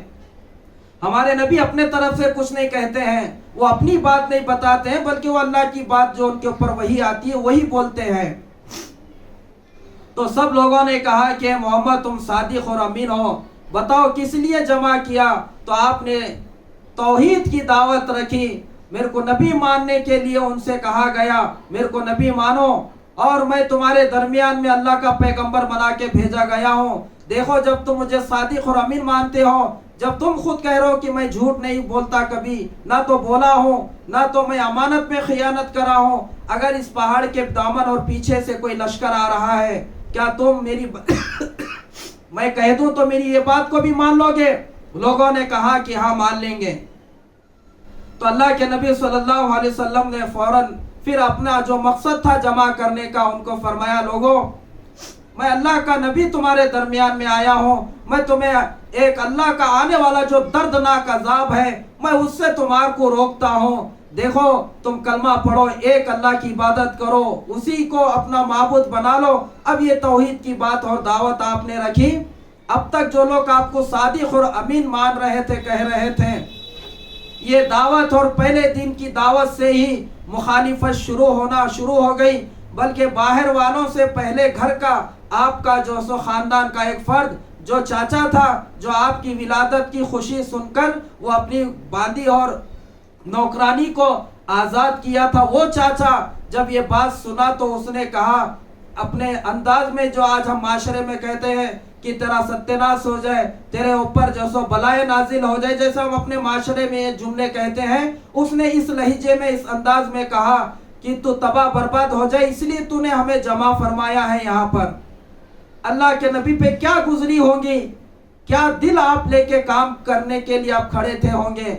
اللہ نے جواب دیا، نبی نے جواب نہیں بلکہ اللہ کا کام تھا، یہ اللہ کے کام کے لیے آپ کے اوپر حالات آئے تھے، تو اللہ پاک خود سورہ تبت یدا نازل فرما دی۔ اس کے جواب میں قیامت تک جب تک یہ مسلمان سورت پڑھتے رہیں گے اس کا جواب ہے یہ۔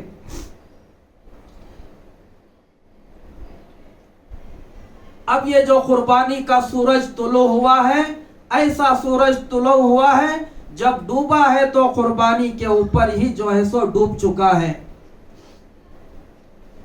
روز روز حالات آپ کے اوپر آنے لگے۔ منیب عزی رضی اللہ تعالیٰ کہتے ہیں دور جہالت میں دیکھا نبی رحمت صلی اللہ علیہ وسلم کو دیکھتا تھا، اب لوگوں میں دعوت دیتے تھے، لوگوں یا ایھا الناس، اے انسانوں، قولوا لا الہ الا اللہ تفلحوا، اے لوگوں کلمہ پڑھ لو کامیاب ہو جاؤ گے۔ آپ یہ دعوت دیتے جاتے تھے، لوگوں کو یہ دعوت پیش کرتے تھے، اس کے بدلے میں آپ کو کوئی آ کے کچرا آپ کے اوپر ڈال دیتا، کوئی آپ کو برا بھلا کہتا، گالیاں دیتا، کوئی مٹی ڈالتا، یہاں تک کہ آدھا دن گزر گیا۔ اس کے بعد ایک بچی آئی اپنے ہاتھ میں پیالہ پانی بھرا ہوا لے کے، اللہ کے نبی نے پھر وہ پانی کا پیالہ لیا، اپنے دونوں ہاتھ چہرے کو دھویا۔ میں نے پوچھا کہ یہ لڑکی کون ہے؟ تو بتایا گیا کہ یہ آپ کی بیٹی زینب ہے۔ یہ آپ نے وہ پانی سے اپنا منہ صاف کیا، اپنا ہاتھ جو ہے سو صاف کیے۔ اللہ کے نبی صلی اللہ علیہ وسلم کے اوپر حالات یہ آتے رہے ہیں۔ اللہ کے نبی صلی اللہ علیہ وسلم کی شکایت لے کے عرب کے جو سردار تھے ابو طالب آپ کے چاچا کے پاس آئے اور کہا کہ دیکھو ابو طالب، تمہارا بھتیجا ہمارے درمیان میں آتا ہے، ہماری مجلسوں میں ہمارے گھر میں آ کے ایسی ایسی باتیں کہتا ہے جس سے ہمیں تکلیف ہوتی ہے، ہمارے باپ دادا ہمارے جو بڑے اور ہمارے معبودوں کو برا بھلا بیوقوف ہمارے باپ داداؤں کو ٹھہراتے ہیں، اگر تم ان کو سمجھا دو، اگر تم بات کر لو تاکہ یہ کام سے باز آ جائیں۔ حضرت عقیل رضی اللہ تعالیٰ ابو طالب کے بڑے بیٹے حضرت علی رضی اللہ تعالیٰ کے سگے بھائی، آپ نے فرمایا عقیل جاؤ اپنے بھائی محمد کو ڈھونڈ کے لاؤ۔ اللہ کے نبی صلی اللہ علیہ وسلم کو ڈھونڈ کے حضرت عقیل رضی اللہ تعالیٰ لے کر آئے۔ اس کے بعد فرمایا کہ بھتیجے اب میں بھی بوڑھا ہو چکا ہوں، میرے اوپر بھی ترس کھاؤ اور تم بھی اپنے اوپر ترس کھاؤ۔ اب میرے اوپر یہ ہمت نہیں ہے کہ میں تمہارا یعنی جو اور ساتھ دوں اور حالات برداشت کروں۔ یہ تمہارے قوم کے لوگ آئے ہیں، تمہاری قوم شکایت کر رہی ہے، تم ان کی مجلسوں میں یعنی جو ہے سو ان کے بیٹھک اور ان کے جہاں پر بھی یہ لوگ ہوتے ہیں ان کے گھروں میں یعنی بیت اللہ میں جا کے ان کو تم ایسی باتیں بتاتے ہو، یعنی ایسی دعوت دیتے ہو جن سے ان کو تکلیف ہوتی ہے اور گرا گزرتا ہے۔ اگر تم بیٹا چاہو تو تم بھی اپنے اوپر جو ہے سو ترس کھاؤ، میرے اوپر بھی۔ اللہ کے نبی صلی اللہ علیہ وسلم نے ان کی شکایت اور بات کو سنی اور احساس محسوس ہونے لگا کہ چاچا بھی اب ساتھ دینے سے پیچھے ہٹ رہے ہیں، تو آنکھوں کے اندر جو ہے سو آنسو اللہ کے نبی کے جو ہے سو آنا شروع ہو گئے اور ڈپ ڈپاتے ہوئے آنکھوں میں آنسو آپ کے آنے لگے۔ پھر اللہ کے نبی نے فرمایا چاچا اگر یہ میرے سیدھے ہاتھ میں سورج اور جو سو دوسرے ہاتھ میں چاند بھی اگر لا کے رکھ دیں گے یہ میں کام کرنا نہیں چھوڑوں گا، یا کام کرتے کرتے اللہ کا دین زندہ ہو جائے یا میں پھر اس دنیا سے چلا جاؤں، میں یہ کام چھوڑنے کے لیے تیار نہیں ہوں۔ یہ استقامت دیکھیں تو پھر ہمت دی ابو طالب نے بھی، بیٹا جاؤ تم خوب کام کرو، چاہے جیسا چاہے کام کرو۔ پھر ایک دور آیا 10ویں سال میں آپ کی غمخوار بیوی جس کو عام الفیل کہا جاتا ہے، غم کا سال، آپ کے چاچا بھی ابو طالب کا بھی انتقال ہو گیا، آپ کی غمخوار خدیجہ بھی دنیا سے رخصت ہو گئی۔ یہ دو جنوں کا دنیا سے جانا ہمارے نبی صلی اللہ علیہ وسلم کے لیے بہت بڑا صدمہ، اور یہ دو ایسے ہستی حالانکہ اللہ کے نبی کے چاچا ابو طالب ایمان نہیں لائے لیکن آپ کا سپورٹ ہر طرح سے شروع سے کرتے رہے۔ اپنے سکے بیٹوں سے زیادہ عبد المطلب آپ کے دادا دنیا سے جاتے جاتے کہا بیٹا ابو طالب اپنے بھائی کے بیٹے کی بیٹا اس کی اپنے بچوں سے زیادہ دیکھ بھال کرنا۔ آپ نے وہ بات کو پوری کر کے زندگی میں بتائی، خدمت میں پرورش میں کوئی کسر نہیں چھوڑا۔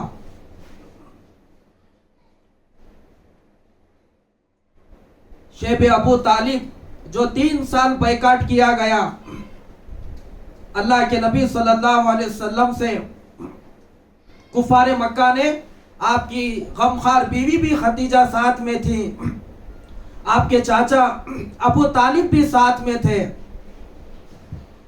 یہ غمخوار یہ سپورٹ ایک سہارا آپ کو جو ہے سو مکے کے اندر ایک طاقت تھی آپ کے لیے۔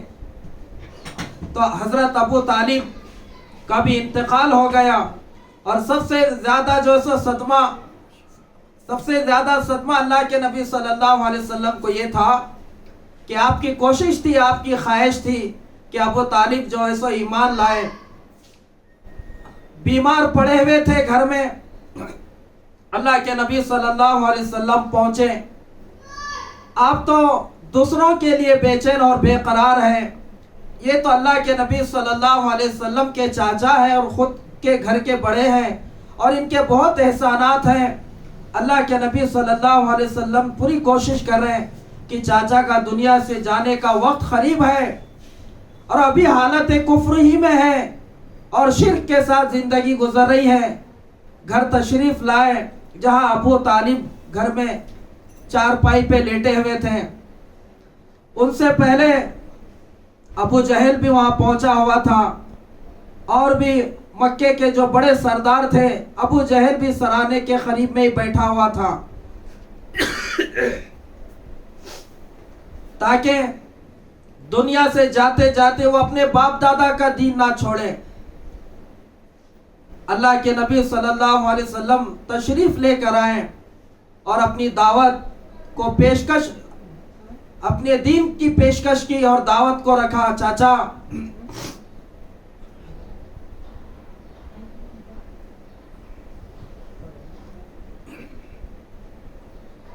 میرے کان میں آپ کلمہ پڑھ لیجئے، میں اللہ کو گواہی دوں گا تمہارے ایماندار ہونے کی.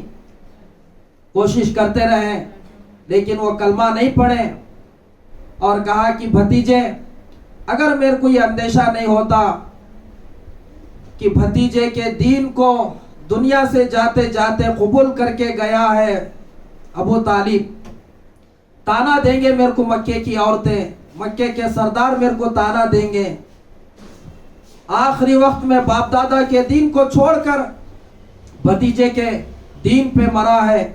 بیٹا اگر یہ میرے کو اندیشہ نہیں ہوتا تو ضرور میں کلمہ پڑھ کے تیری آنکھیں ٹھنڈا کر دیتا. ایمان نہیں لائے، اسی حالت میں دنیا سے وہ چلے گئے. اللہ کے نبی صلی اللہ علیہ وسلم کو بہت تکلیف ہوئی. اللہ نے تسلی کے لیے قرآن کی آیت نازل فرمائی، اِنَّكَ لَا تَهْدِي مَنْ أَحْبَبْتَ وَلَكِنَّ اللَّهَ يَهْدِي مَنْ يَشَاءُ. اے پیغمبر صلی اللہ علیہ وسلم، بات کا پہنچانا، دعوت دینا آپ کی ذمہ داری ہے. ہدایت آپ جس کو چاہتے ہیں نہیں دے سکتے ہیں، اللہ جس کو چاہتا ہے ہدایت دیتا ہے. یہ ایک صدمہ، اور جب تک آپ زندہ تھے ایک سپورٹ تھا آپ کا. مکے کے مشرکین کو، کفار مکہ کو اتنا ستانے کا اور آپ کو تکلیف پہنچانے کی ہمت نہیں ہوتی تھی آپ کے زندہ ہونے تک. آپ کی بھی وفات ہو گئی اور آپ کی بیوی غمخوار خدیجہ بھی، جو آپ کے لیے اپنا سب کچھ لگا دیا. امی خدیجہ کروڑ پتی تھی، تاجرہ تھی، اس حالت سے دنیا سے جا رہی ہے جس کپڑے میں آپ کی وفات ہوئی ہے. یعنی جو کپڑے پہنے بھی تھی، جو آپ کا کرتا تھا، جو بھی جھوپا تھا، جو ہے سو وہ جھوپے میں، وہ کرتے میں جو ہے سو غالباً جو ہے سو 12 سے آس پاس جو ہے سو پیون لگے ہوئے تھے. اس حالت میں جو ہے سو دنیا سے گئی ہیں. کروڑ پتی، تاجرہ، سب مال کہاں پر لگا؟ اللہ کے دین پہ لگایا، سب کچھ اللہ کے دین کے اوپر قربان کر دیا. اس حالت میں جا رہی ہے، جو کپڑا پہنی ہوئی ہے اس میں جو سو کئی جگہ پیون لگا ہوا ہے. یہ سال میرے نبی کے لیے بڑا غم کا تھا، اس لیے اس کو یعنی جو سو عام الحزن کہا جاتا ہے، یعنی غم کا سال. عام الحزن، غم کا سال، کیونکہ آپ کے چاچا بھی دنیا سے چلے گئے اور آپ کی غمخوار بیوی بھی. پھر آپ کا جیسا جانا تھا، ہمارے نبی صلی اللہ علیہ وسلم کی جو ہے سو ہمت ٹوٹنے لگی. پھر معراج کا جو ہے سو واقعہ بھی پیش آیا. پھر وہاں پر اللہ پاک نے آپ کے مقام اور مرتبے کو بتایا. اے نبی جی، آپ کیوں دل چھوٹا کرتے ہیں کہ دنیا میں لوگ آپ کی جو ہے سو بات کو مان رہے نہیں، آپ کو ستا رہے، آپ کی خطا نہیں کر رہے. دیکھیے آپ تو امام الانبیاء ہے، بیت المقدس میں آپ امام الانبیاء کی حیثیت سے آپ نے نماز پڑھائی. آدم علیہ السلام سے عیسیٰ علیہ السلام تک سب آپ کے پیچھے نماز ادا کی. 2 رکعت نماز آپ نے پڑھائی. آپ محمد رسول اللہ صلی اللہ علیہ وسلم امام الانبیاء کی حیثیت میں، اور پیچھے انبیاء آپ کی ابتدا میں نماز پڑھی. پھر وہاں پر اللہ پاک نے کیا جلوے اور کیا کچھ آپ کو دکھایا، بتایا ہے، آپ کی شان بتایا ہے، اور یہ تسلی دینا تھا اے میرے محبوب صلی اللہ علیہ وسلم آپ پریشان مت ہوئیے. آپ کو کوئی اگر نہیں پوچھے، کوئی آپ کی بات نہ سنے، تو آپ کی شان اور آپ کا مقام مرتبہ تو یہ ہے ہمارے پاس، اور تمہارا یہ درجہ ہے، انبیاء میں تمہارا یہ مقام ہے. پھر اس کے بعد آقا صلی اللہ علیہ وسلم محنت کرتے رہے. طائف کے سفر بھی، وہاں پر بھی دعوت دینے کے غرض سے اس کے آس پاس کے جو ہے سو وقت میں جو دعوت لے کے گئے، وہاں کے لوگوں نے بھی نصرت نہیں کی. آپ نے صحابہ کو جو مٹھی بھر مسلمان تھے، آپ نے اجازت دے دی کہ آپ یہاں سے جا کے حبشہ ہجرت کرو اور وہاں پر اپنے ایمان کو بچاؤ اور اپنے ایمان کے ساتھ زندگی گزارو. مسلمانوں کی ایک جماعت سب سے پہلے حبشہ ہجرت کی، اس میں مرد بھی تھے، عورتیں بھی تھی. اس کے بعد اللہ کے نبی صلی اللہ علیہ وسلم پھر تھوڑا وقت رہے، پھر اللہ کے طرف سے حکم آیا کہ اب مکے سے ہجرت کریے مدینہ۔ مدینہ ہجرت آپ نے فرمایا، ربیع الاول کا ہی مہینہ تھا۔ ہاں، کیا وہ موسم، وہ کیا موقع تھا، وہ کیا سفر تھا، آج تک آسمان اوپر اور زمین ایسا منظر کبھی نہیں دیکھا۔ کیا درد اور غم لے کے اللہ کے نبی وہاں سے نکلے ہیں۔ جاتے جاتے آپ پلٹ پلٹ کے بیت اللہ کے اوپر نظر ڈالتے ہوئے آپ جاتے تھے کہ اے کعبۃ اللہ، بیت اللہ، تو میرے کو بہت زیادہ محبوب ہے، لیکن کیا کروں، میری قوم میرے کو یہاں پر رہنے نہیں دے رہی، اللہ کا دین کا کام کرنے نہیں دے رہی۔ اللہ کے نبی اتنا درد اور غم اپنے اندر، اپنے وطن کی اور اپنے جو سو اللہ کے گھر کو چھوڑ کے جا رہے ہیں۔ آپ کے ساتھ میں آپ کے خاص جو سو رفیق، آپ کے جگری دوست صحابی ابو بکر صدیق رضی اللہ تعالیٰ، یہ بھی آپ کے لیے اپنا سب کچھ قربان کر رہے ہیں، گھر کو قربان کر رہے ہیں، اور مال جو کچھ تھا گھر میں وہ ساتھ میں لے لیے، گھر میں کچھ نہیں چھوڑا۔ اور اسما آپ کی بیٹی غار ثور میں توشہ لے کر آ رہی ہے، اور ادھر آپ کا غلام بکریاں چرانے کے بہانے آپ کو تازہ دودھ اللہ کے نبی کو اور آپ کو دے کے جا رہا ہے۔ اور آپ کے بیٹے عبد الرحمن، مکے کے کیا حالات ہے، کیا لوگوں کی کوشش پلاننگ ہو رہی ہے، وہ آ کے کارگزاری دے رہی ہے۔ ایک مرتبہ روزانہ کی طرح اسما آپ کی بیٹی ابو بکر رضی اللہ تعالیٰ کی توشہ پہنچانے کے لیے اسما جو ہے سو اللہ کے نبی صلی اللہ علیہ وسلم کے پاس میں، اور حضرت ابو بکر جہاں غار ثور میں تھے وہاں پر جو ہے سو چلی آئی ہے۔ توشہ دینے کے بعد میں جب وہ اللہ کے نبی صلی اللہ علیہ وسلم سے توشہ دے کے جب وہ گھر کو جانے لگی، یا آنے کے موقع پر ابو جہل ملعون ملا اور کہا کہ اسما، تیرا باپ اور تیرے باپ کا نبی محمد صلی اللہ علیہ وسلم کہاں ہے، سچ سچ بتا دے۔ بال پکڑ کے اس نے جھنجھوڑا، یہاں تک کہ ایک تماچا بھی اس نے جو ہے سو اسما رضی اللہ تعالیٰ عنہ کے اوپر مارا۔ اسما گر گئی اور چوٹ لگی۔ اسی حالت میں اسما جو سو اللہ کے نبی صلی اللہ علیہ وسلم اور اپنے باپ کے لیے توشہ لے کر آئی ہے۔ اللہ کے نبی صلی اللہ علیہ وسلم، کیونکہ ابھی پردے کی آیتیں تو مدینے میں نازل ہوئی تھی، جب دیکھا تو کہا کہ اسما، یہ کیا حالت ہوئی تمہاری اور تمہارے اوپر یہ چوٹ کیسا آیا؟ پوری کارگزاری سنائی۔ اللہ کے نبی رستے میں ابو جہل ملا تھا اور اس نے پوری زبردستی زور لگائی، اسما تیرا باپ اور تیرے باپ کا نبی محمد صلی اللہ علیہ وسلم کا پتہ تجھے ضرور معلوم ہے، بتا کہاں ہے، وہ کہاں چھپے ہوئے ہیں۔ اس نے مجھے جھجوڑا اور جو ہے سو مجھے ڈھکلا اور مجھے چوٹ آئی۔ میں نے کہا کہ ظالم، تو میری جان لینا چاہتا ہے تو جان لے لے، میں اپنی جان تیرے حوالے تو کر سکتی ہوں، لیکن میں میرے نبی کو اور میرے نبی کے دوست میرے والد کو تیرے حوالے نہیں کروں گی، یہ کہنا تھا۔ اس نے مجھے جو ہے سو اس طرح سے جو سو دھکا مکا دینے سے چوٹ لگی۔ اللہ کے نبی کی آنکھوں میں بھی آنسو ہے، آپ نے دعا دی، برکت کی دعا دی۔ یہ قربانیاں اللہ کے نبی کے دین کے خاطر ابو بکر کی رہی ہیں۔ اس لیے اللہ کے نبی نے کہا، زندگی میں ابو بکر، میں نے ہر ایک کا جو ہے سو زندگی میں حق ادا کیا۔ ابو بکر، میں نے عثمان کا حق ادا کیا، عثمان کو میں نے 2 بیٹیاں نکاح میں دی، علی کے احسان میرے اوپر تھے، میں نے علی کو اپنی لگتے جگر فاطمہ دے کے اس کے احسان، اس کا حق ادا کیا۔ ابو بکر، تیرا حق میں ادا نہیں کر سکا، کل قیامت میں اللہ اپنی شان سے کرے گا۔ ابو بکر وہ میرا صحابی ہے، جنت کے 8 دروازے استقبال کے لیے بلائیں گے۔ ابو بکر میرا صحابی وہ ہے جو نبیوں کے بعد سب سے زیادہ مقام اور مرتبہ رکھنے والا، میری امت میں سب سے پہلے جنت میں جانے والا ابو بکر، یہ مقام اور مرتبہ سنایا زندگی میں اور یہ احسانات گنائے۔ کہا ابو بکر نے، اللہ کے نبی، یہ میرا مال، یہ میرا جان آپ کے لیے اور اللہ کے دین کے لیے حاضر ہے۔ اس قربانی سے اللہ کے نبی صلی اللہ علیہ وسلم مکہ چھوڑ کے گئے ہیں۔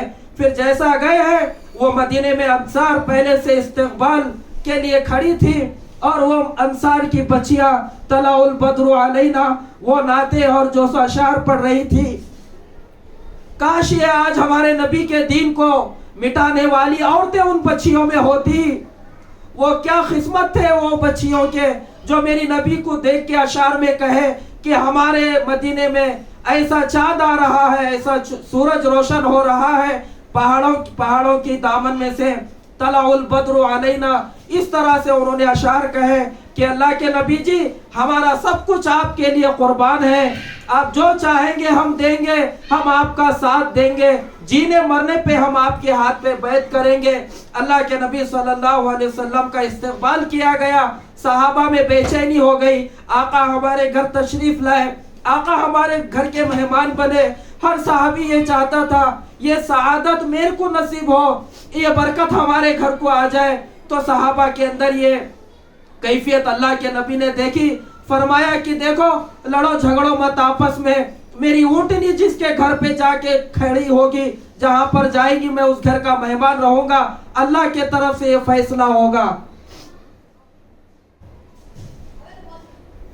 हजरत अबू अय्यूब अंसारी रजी अल्लाह ताला अन्हु के घर वो ऊँटनी हमारे नबी की जाके खड़ी हो गई, अल्लाह के नबी वहाँ के मेहमान बने, फिर वहाँ आपने मस्जिद नबी की तामीर फरमाई।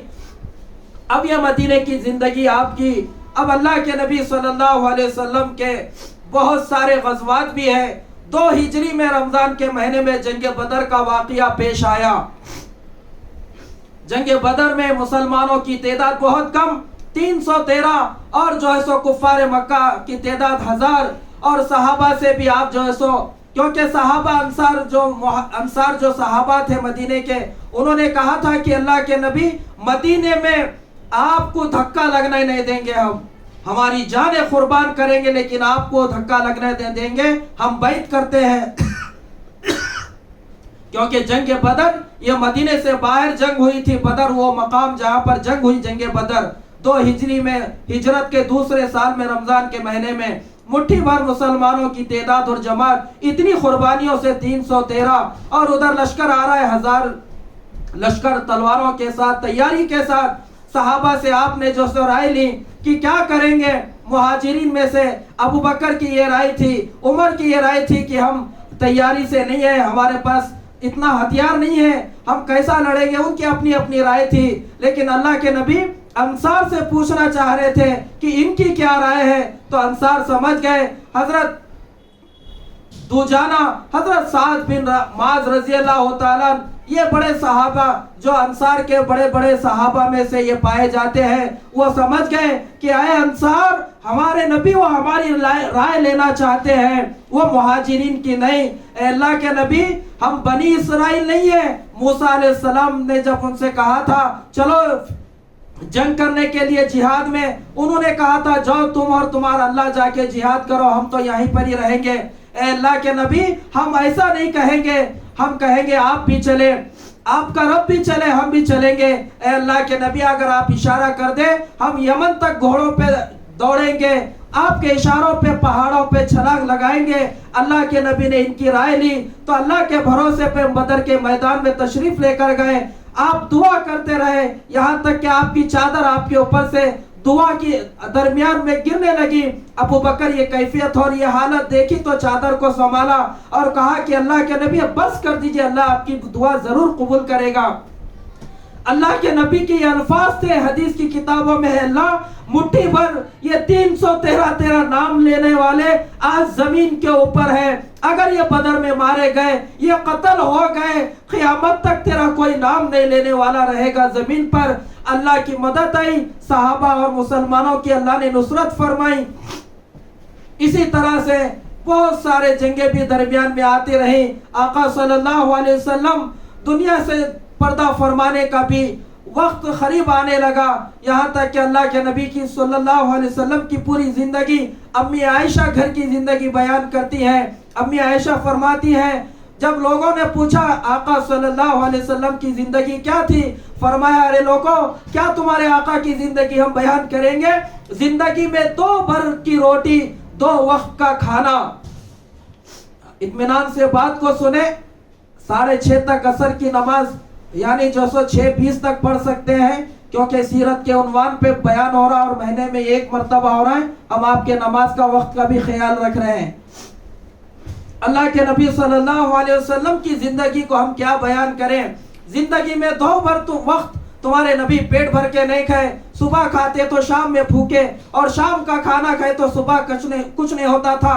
कभी रोटी छने हुए आटे की आपके नबी नहीं खाए। 3 चांद गुजर जाते, तुम्हारे नबी के घर के चूल्हे नहीं बुझते थे, पानी और खजूर ये हमारी जो सो ग़िज़ाएं होती थी। कभी जिंदगी में तुम्हारे नबी सल्लल्लाहु अलैहि वसल्लम के कपड़ों को तय करने की नौबत नहीं आई, यानी आपके पास 2-4 जोड़े नहीं थे जो एक धोए एक पहने और इस्त्री करके जो है सो अलमारी में जमा के रखे। अम्मी आयशा फरमाती हैं एक वक्त ऐसा भी आया, नमाज पढ़ाने का वक्त हो गया, अल्लाह के नबी के कपड़े धो के हम सूखने रखे थे और वो कपड़े गीले थे, आप वो सूखने का इंतजार कर रहे थे। हजरत बिलाल आगे अल्लाह के नबी, सहाबा इंतजार में हैं कि आइए नमाज पढ़ाइए। फरमाया कि बिलाल तुम्हारे नबी के पास इन 2 चादरों के अलावा और कोई दूसरा कपड़ा नहीं है, थोड़ा सहाबा को सब्र कर लो, बोलो। फिर वो कपड़े सूखने के बाद अल्लाह के नबी ने फिर नमाज पढ़ाई। तुम्हारे नबी का घर कैसा था सुनो। हमारे अज़वाज मुतहरात के जो घर थे वो खजूर के पत्तों के छप्पर के हुआ करते थे और टाट के जो सब पर्दे हमारे घरों की दीवार पे, ये घर हमारे मदीने में अज़वाज मुतहरात के थे। मेरा जो हुजरा था, मेरा घर था, इतना छोटा था, उसकी हाइट इतनी कम थी, तुम्हारे नबी मेरे घर में आते तो सर नीचे झुका के आते थे, यानी ज्यादा अगर ऊपर सर करते तो छप्पर लग जाता था, इतना छोटा हुजरा था।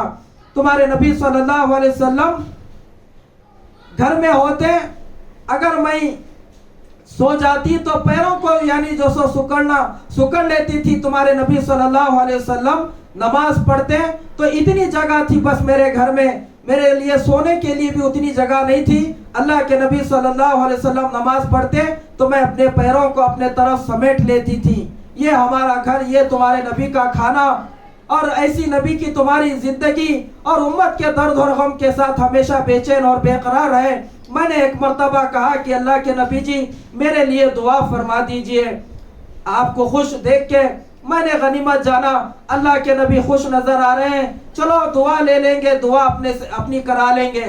अम्मी आयशा फरमाती है मैंने कहा कि अल्लाह के नबी मेरे लिए दुआ फरमा दीजिए। अल्लाह के नबी ने हाथ उठाए, दुआ देना शुरू कर दी।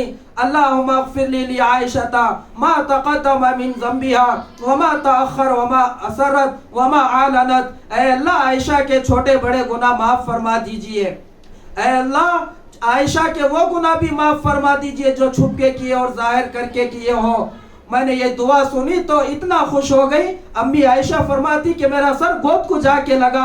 आका सल्लल्लाहु अलैहि वसल्लम ने फरमाया कि आयशा इतनी खुश हो गई मेरी दुआ सुन के। फरमाया कि अल्लाह के नबी जी आपकी दुआ मेरे हक में आपने फरमाई, इससे भी कोई मेरे लिए खुशी का वक्त और दिन होगा।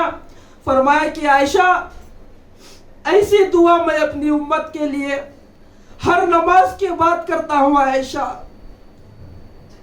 कहाँ हमारी औरतें नबी के सुन्नतों के जनाजे निकाल कर, जो नबी के इतने एहसानात हैं तुम्हारे ऊपर, कौन सी नाचने वाली रंडियों के हमारे ऊपर एहसानात है? कौन सी नाचने वाली रंडी तुम्हारे लिए रोई है जिंदगी में, बताओ?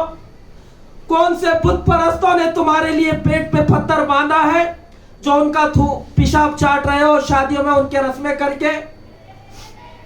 कौन सा सलमान खान शाहरुख खान हमारे मर्दों के लिए उम्मत के लिए फाखे रखा हो? इन हिजड़ों की जिंदगियों को आज हमारे बच्चे पसंद करके जी रहे हैं। अरे हमारे नबी तो हमारे खातिर भूखे रहे। जब से आप दीन के काम के लिए खड़े हुए, जैसा मैंने बताया, आपने अपने लिए जीना छोड़ दिया।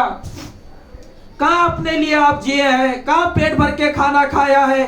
कहाँ मदीने में मक्के में घर बना के छोड़ के गए हैं? जैसा बादशाहों ने आज बड़े बड़े किले छोड़े, ताजमहल चार मीनार बना के छोड़ के गए।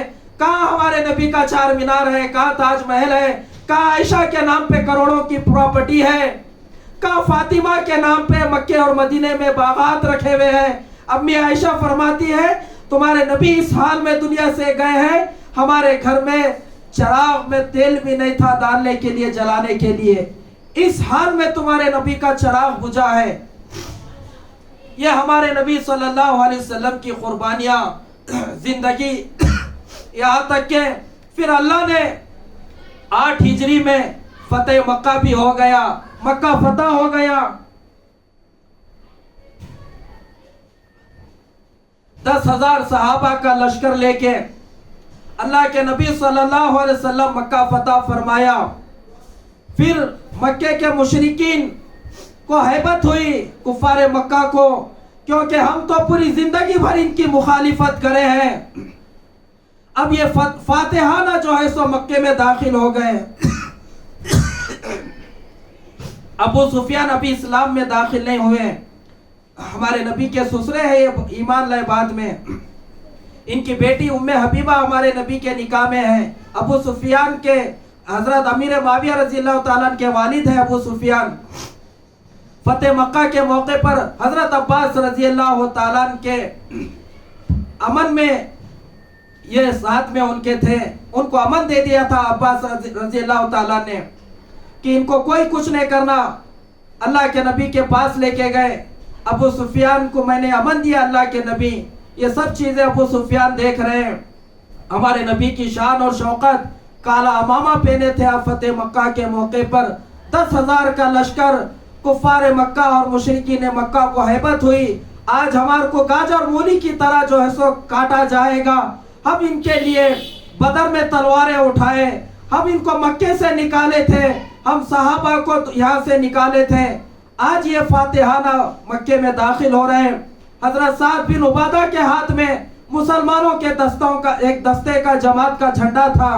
حضرت سعد بن عبادہ بڑے جوش میں آ کر یہ نعرہ لگائے، الیوم یوم الملحمہ، آج بدلے کا دن ہے، آج بدلہ لیا جائے گا. اللہ کے نبی کو یہ خبر دی گئی کہ اللہ کے نبی عبادہ یہ نعرہ لگا رہے ہیں. اللہ کے نبی نے ان کے بیٹے کو فرمایا کہ جاؤ تمہارے باپ سعد بن عبادہ کے ہاتھ میں سے جھنڈا لے لو. اللہ کے نبی صلی اللہ علیہ وسلم نے فرمایا الیوم یوم المرحمہ، اے لوگو آج تمہارا کیا خیال ہے، میں کیا کروں گا. سب ہیبت میں تھے. وہ لوگوں کو ڈر تھا آج ہماری عورتوں کی عزت بھی پامال ہوگی، آج بیت اللہ کا بھی حرم کا بھی کوئی احترام نہیں کیا جائے گا، آج ہمارا خون بہے گا مکے کی ہر گلی میں. ہمارے نبی نے فرمایا نہیں، میں وہی کام کروں گا جیسا یوسف نے اپنے بھائیوں کے ساتھ کیا تھا. جاؤ میں سب کو معاف کر دیا، میں بھی اسی طرح آج کہہ رہا ہوں. اے مکے کے مشرکوں، بدر میں تم تلوار ہمارے مقابلے میں اٹھائے تھے.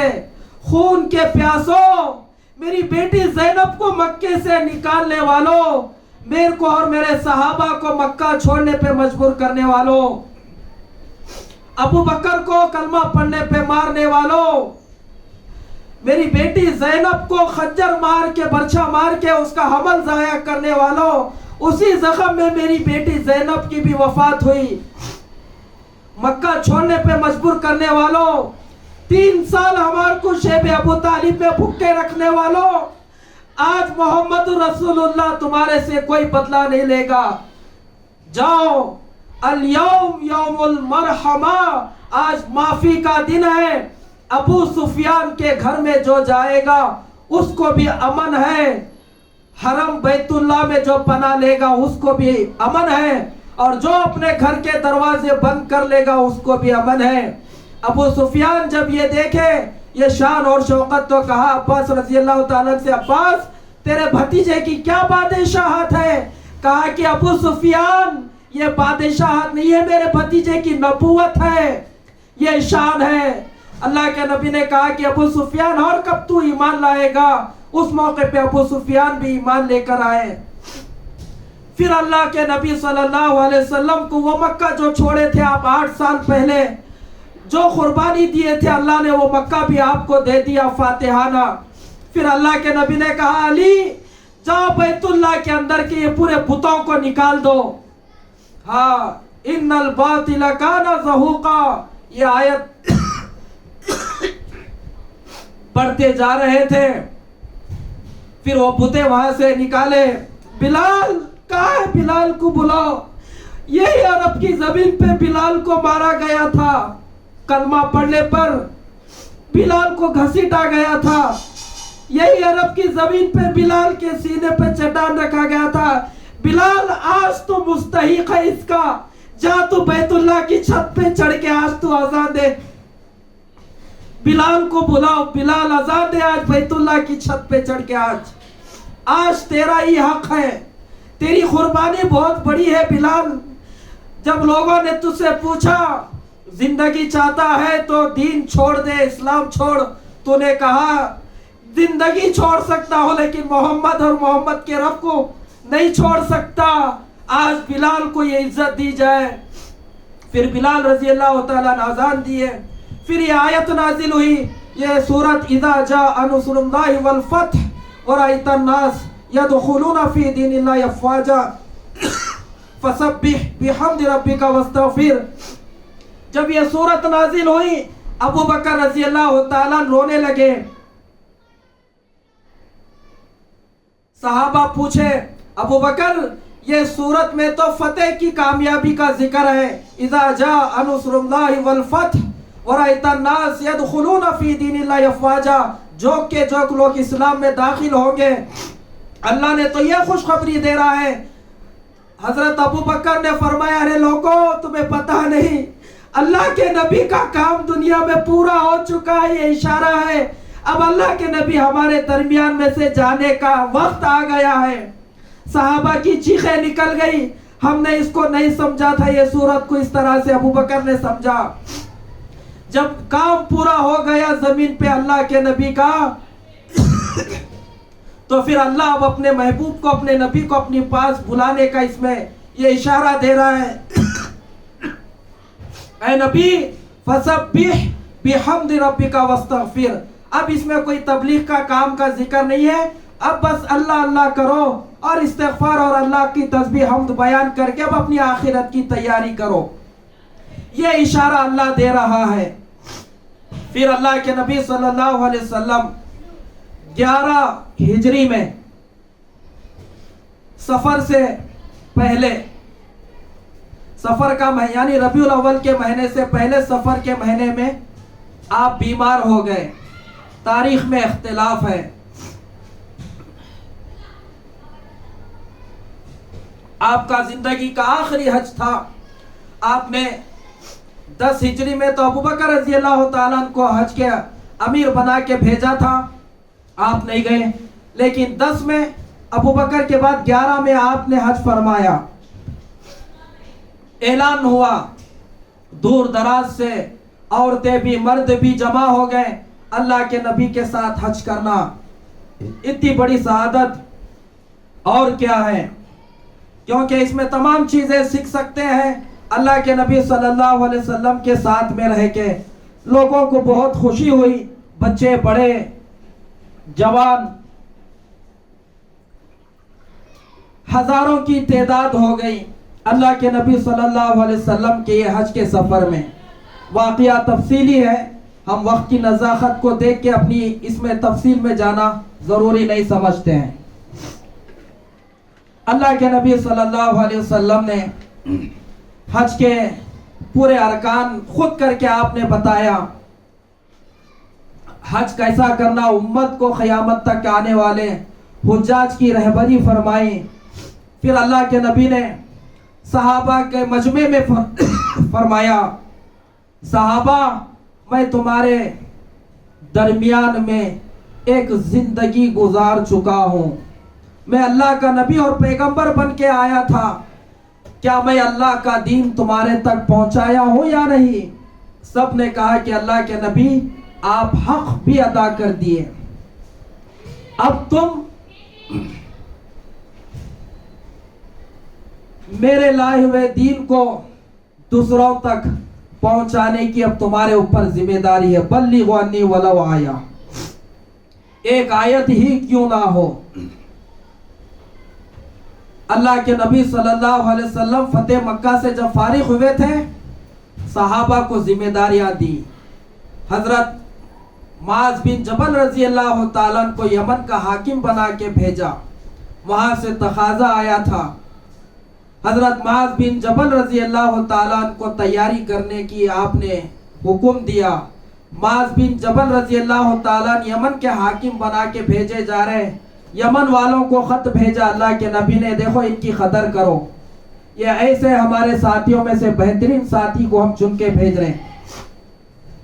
اللہ کے نبی صلی اللہ علیہ وسلم خط بھیجنے کے بعد حضرت معاذ بن جبل رضی اللہ تعالیٰ تیاری کر کے آئے۔ صحابہ اور اللہ کے نبی ان کا استقبال اور ان کی روانگی کے لیے جمع ہو گئے۔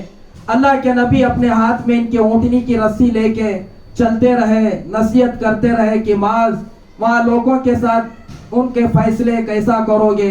اللہ کے نبی قرآن کے مطابق کروں گا، قرآن میں نہیں ملا تو کیا کرو گے؟ سنت کے مطابق، اس میں بھی نہیں پایا تو کیا کرو گے؟ پھر میں اجتہاد کروں گا، اچھا سوچ سمجھ کے پھر میں فیصلہ کروں گا۔ اللہ کے نبی نے دعا دی، بہت ساری نصیحتیں فرمائی۔ معاذ مظلوم کی بدوا سے بچنا، اللہ کے اور مظلوم کے درمیان میں کوئی پردہ حائل نہیں ہے۔ معاذ تم ایسی قوم کے پاس جا رہے جو اہل کتاب ہے، وہاں جا کے اللہ کی عبادت اور اللہ کے سوا کوئی معبود نہیں دعوت دینا، محمد صلی اللہ علیہ وسلم آخری نبی ہے اس کی طرف ان کو دعوت دینا۔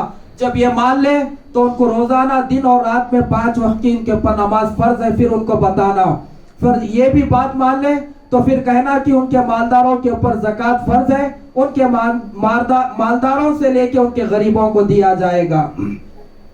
یہ تمام نصیحتیں کرے اور فرمایا کہ معاذ جب تم دوبارہ میرے پاس آؤ گے مدینہ، تم میرے کو نہیں پاؤ گے، میری قبر پہ سے اور میری مسجد پہ سے تمہارے کو مسجد کے سامنے سے گزرنا پڑے گا۔ یعنی اللہ کے نبی یہ بتا رہے کہ اب میرے دنیا سے جانے کا وقت قریب ہے۔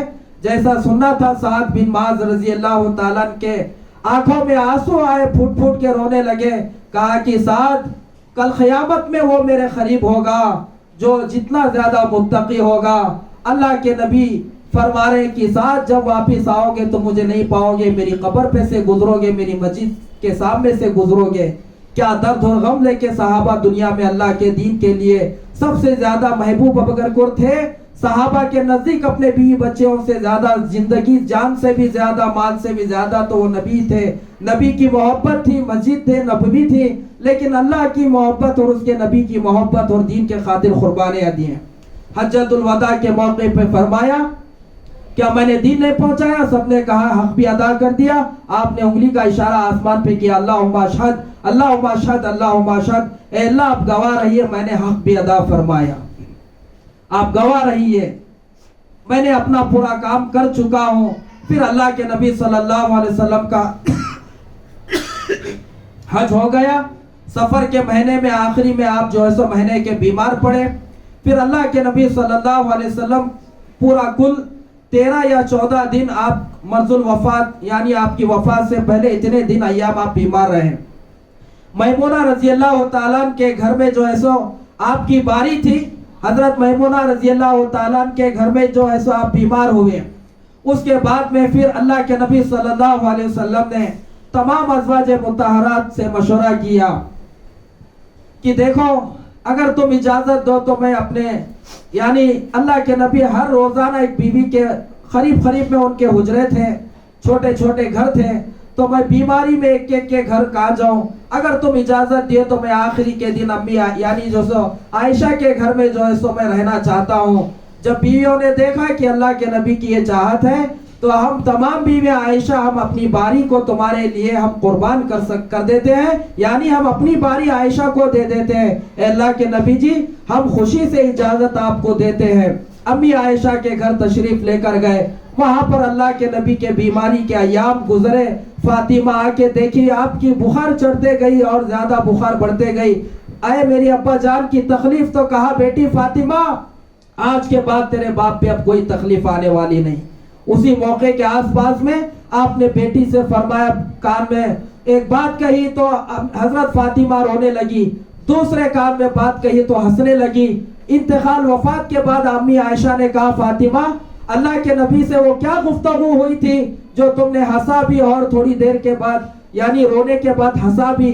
فرمایا کہ اللہ کے نبی نے فرمایا تھا اے بیٹی فاطمہ اب میرا دنیا سے جانے کا وقت قریب ہے، تو میرے باپ کی جدائی پہ مجھے رونا آیا۔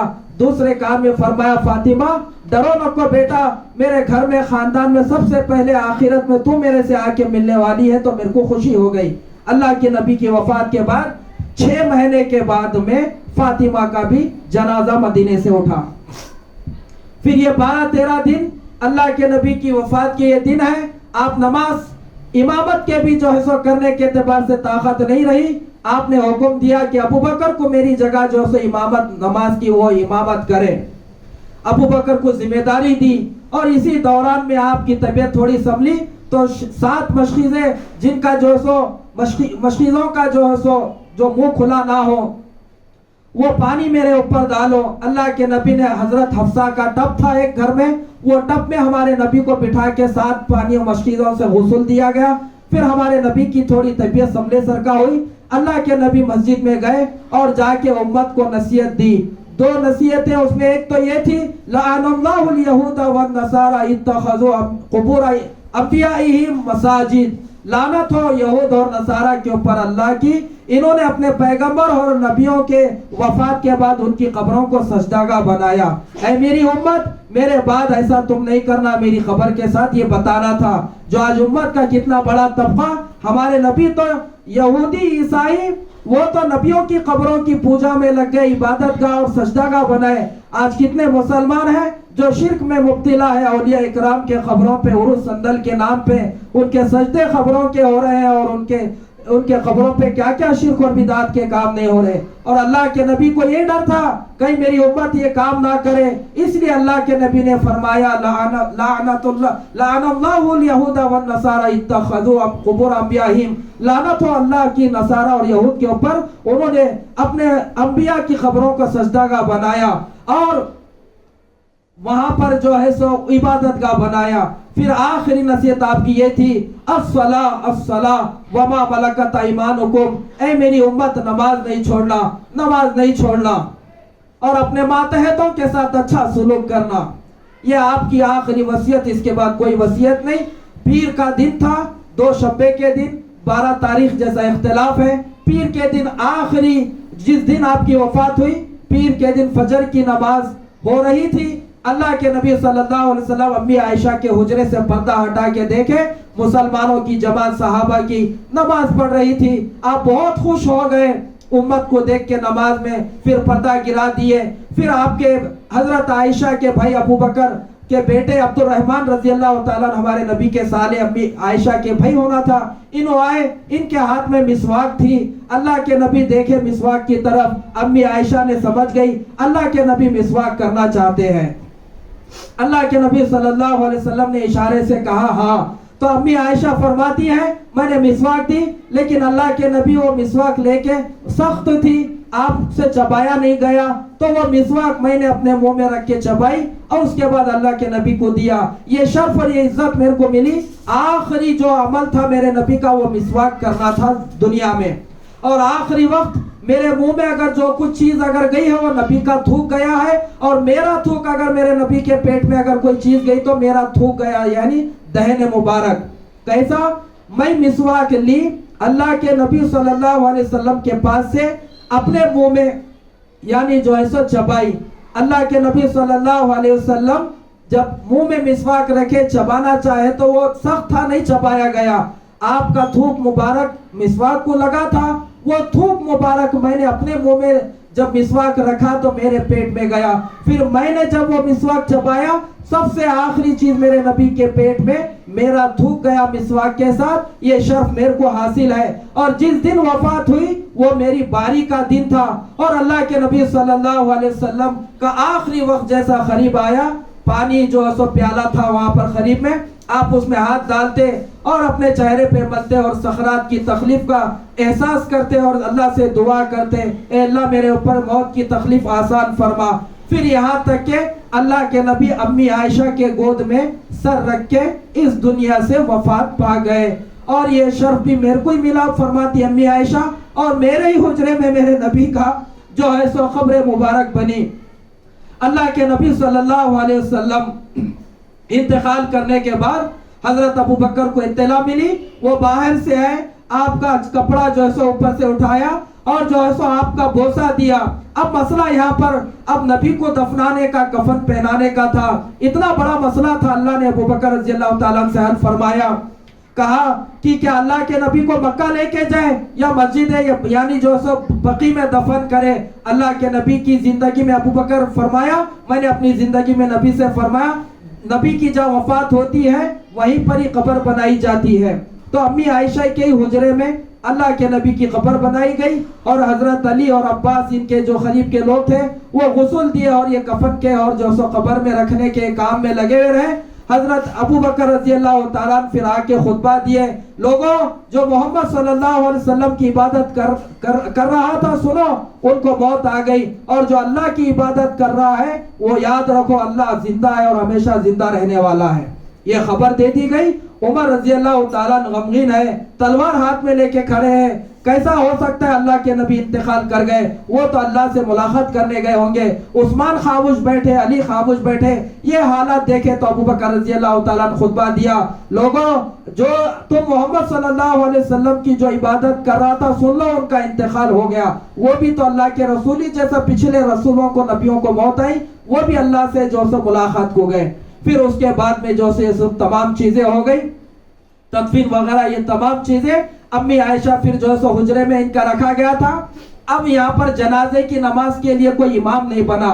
ہمارے نبی کے جنازے کی نماز جو دعا کی گئی سب سے پہلے اہل بیت کے مرد حضرات اور انصار مہاجرین کے صحابہ مرد آئے الگ الگ ٹھہر کے وہ جو ہے سو ہمارے نبی پہ دعا کرتے رہے. وہ جو بھی ہے دعا کرتے رہے اور اس کے بعد بچے عورتیں غلام اس طرح سے باری باری آئے یہاں تک کہ اللہ کے نبی کی وفات پیر کے دن ہوئی. پورا پیر کا دن اسی طرح کیونکہ مجمع بہت تھا اور امی عائشہ کا حجرہ بھی چھوٹا تھا اور گھر میں اندھیرا تھا. امی عائشہ فرماتی ہے ہمارے گھر میں تمہارے نبی کی وفات جب ہوئی تیل بھی نہیں تھا چراغ جلانے کے لیے. تمہارے نبی کا جب چراغ بجھا ہے اس وقت ہمارے گھر میں چراغ جلا ہے. ایک یہودن پڑوس تھی امی عائشہ وہاں جا کے کہا کہ بہن ہمارے نبی کا انتقال ہو گیا ہے صحابہ دیکھنے کے لیے آ رہے ہمارے گھر میں تیل بھی نہیں ہے. میں ہدار لے کے آئی ہدار لے کے ہمارے گھر میں تیل ڈال کے چراغ جلائی. جب چراغ ہمارے گھر میں جلا جب تمہارے نبی کا چراغ بجھا. اس طرح سے پیر کا دن گزر گیا. منگل کا پورا دن گزر گیا. چہارشنبے کی رات لگی نا وہ آدھی رات میں ہمارے نبی کی تدفین ہو گئی. میری دینی ماں اور بہنوں کہاں آقا کی زندگی ہم 1-2 گھنٹے میں سنا سکتے ہیں.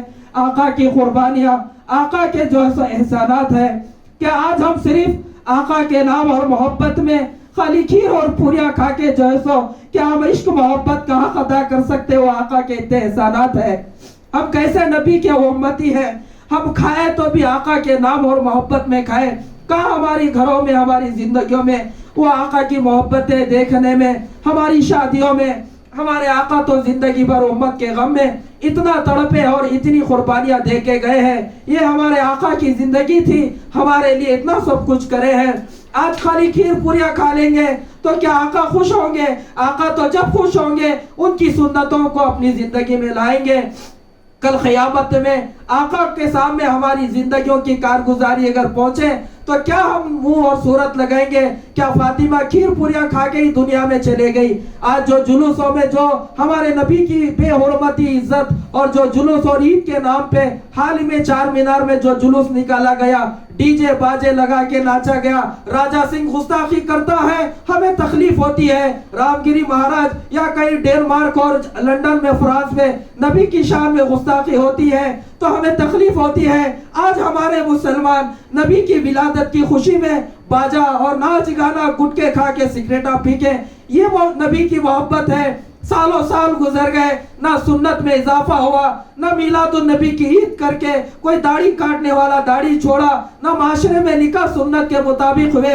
کھیر پوریاں کھانے والوں کی زندگی میں کوئی تبدیلی نہیں آئی. کیا صحابہ یہی عشق اور محبت اگر یہی نام کی چیز ہوتی وہ بھی جلوس نکال کے دنیا سے چلے جاتے وہ بھی کھیر پوریاں پکا کے کھاتے؟ وہ تو سب کچھ لٹا کے گئے ہیں. ہم کیا کریں؟ ہاں محرم میں روٹا چوگے شربتہ کھائے پیے یا حسین کے نعرے لگائے. نہ حسین کی زندگی یاد ہے نہ قربانی کیوں تھی وہ سمجھنے آیا. 12 ربیع الاول میں کھیر پوریاں پکا کے کھا لیے. ایک نبی کی سنت زندگی میں نہیں ہے. آگے پھر یا غوث یا خواجہ کا نعرہ لگا کے 11ویں میں کھائیں گے. پھر بڑوں کی عید بول کے، پھر کنڈے کی عید بول کے خالی کھانا پینا ہماری زندگی میں ہے، نہ دین کے لیے تڑپنا ہے، نہ رونا ہے، نہ تو یہ کچھ ہماری زندگی میں تبدیلی نہیں ہے، یہ عشق محبت نہیں ہے۔ یہی عشق محبت ہوتا تو پھر صحابہ بھی اتنا ہی کرتے تھے۔ یہی اگر کل قیامت میں اگر اللہ بولا کون کون نبی کی محبت میں جلوس نکالے ہاتھ اٹھاؤ، کیا ابو بکر اٹھائیں گے؟ کیا علی عثمان اٹھائیں گے؟ کھیر پوریا کون پکا کے کھائے؟ کیا فاطمہ ہمارے نبی کی بیٹی عائشہ صحابیہ؟ ارے وہ تو گردنیں کٹائی، خنسا کی قربانی دیکھو، عائشہ کی قربانی، فاطمہ کی قربانی، صفیہ کی قربانی، سمیہ کی قربانیاں، ان کی تو قربانیاں، ہماری لیے قربانیاں کیا ہے؟ جو سال بھر یہود نصارہ کا پیشہ تھوک چاٹتے رہے، بڑے پارٹیاں ان کے کرے، کٹنگ ہمارے بچے ان کے طریقے پہ، شادیوں میں منجے سانچے کا گوبر ان کا ہم کھائے بت پرستوں کا، اب آگے خالی 12 ربیع الاول کو کھیر پوریا پکا کے کھانے سے کیا حق ادا ہوگا؟ یہ دھوکہ دے رہے ہم۔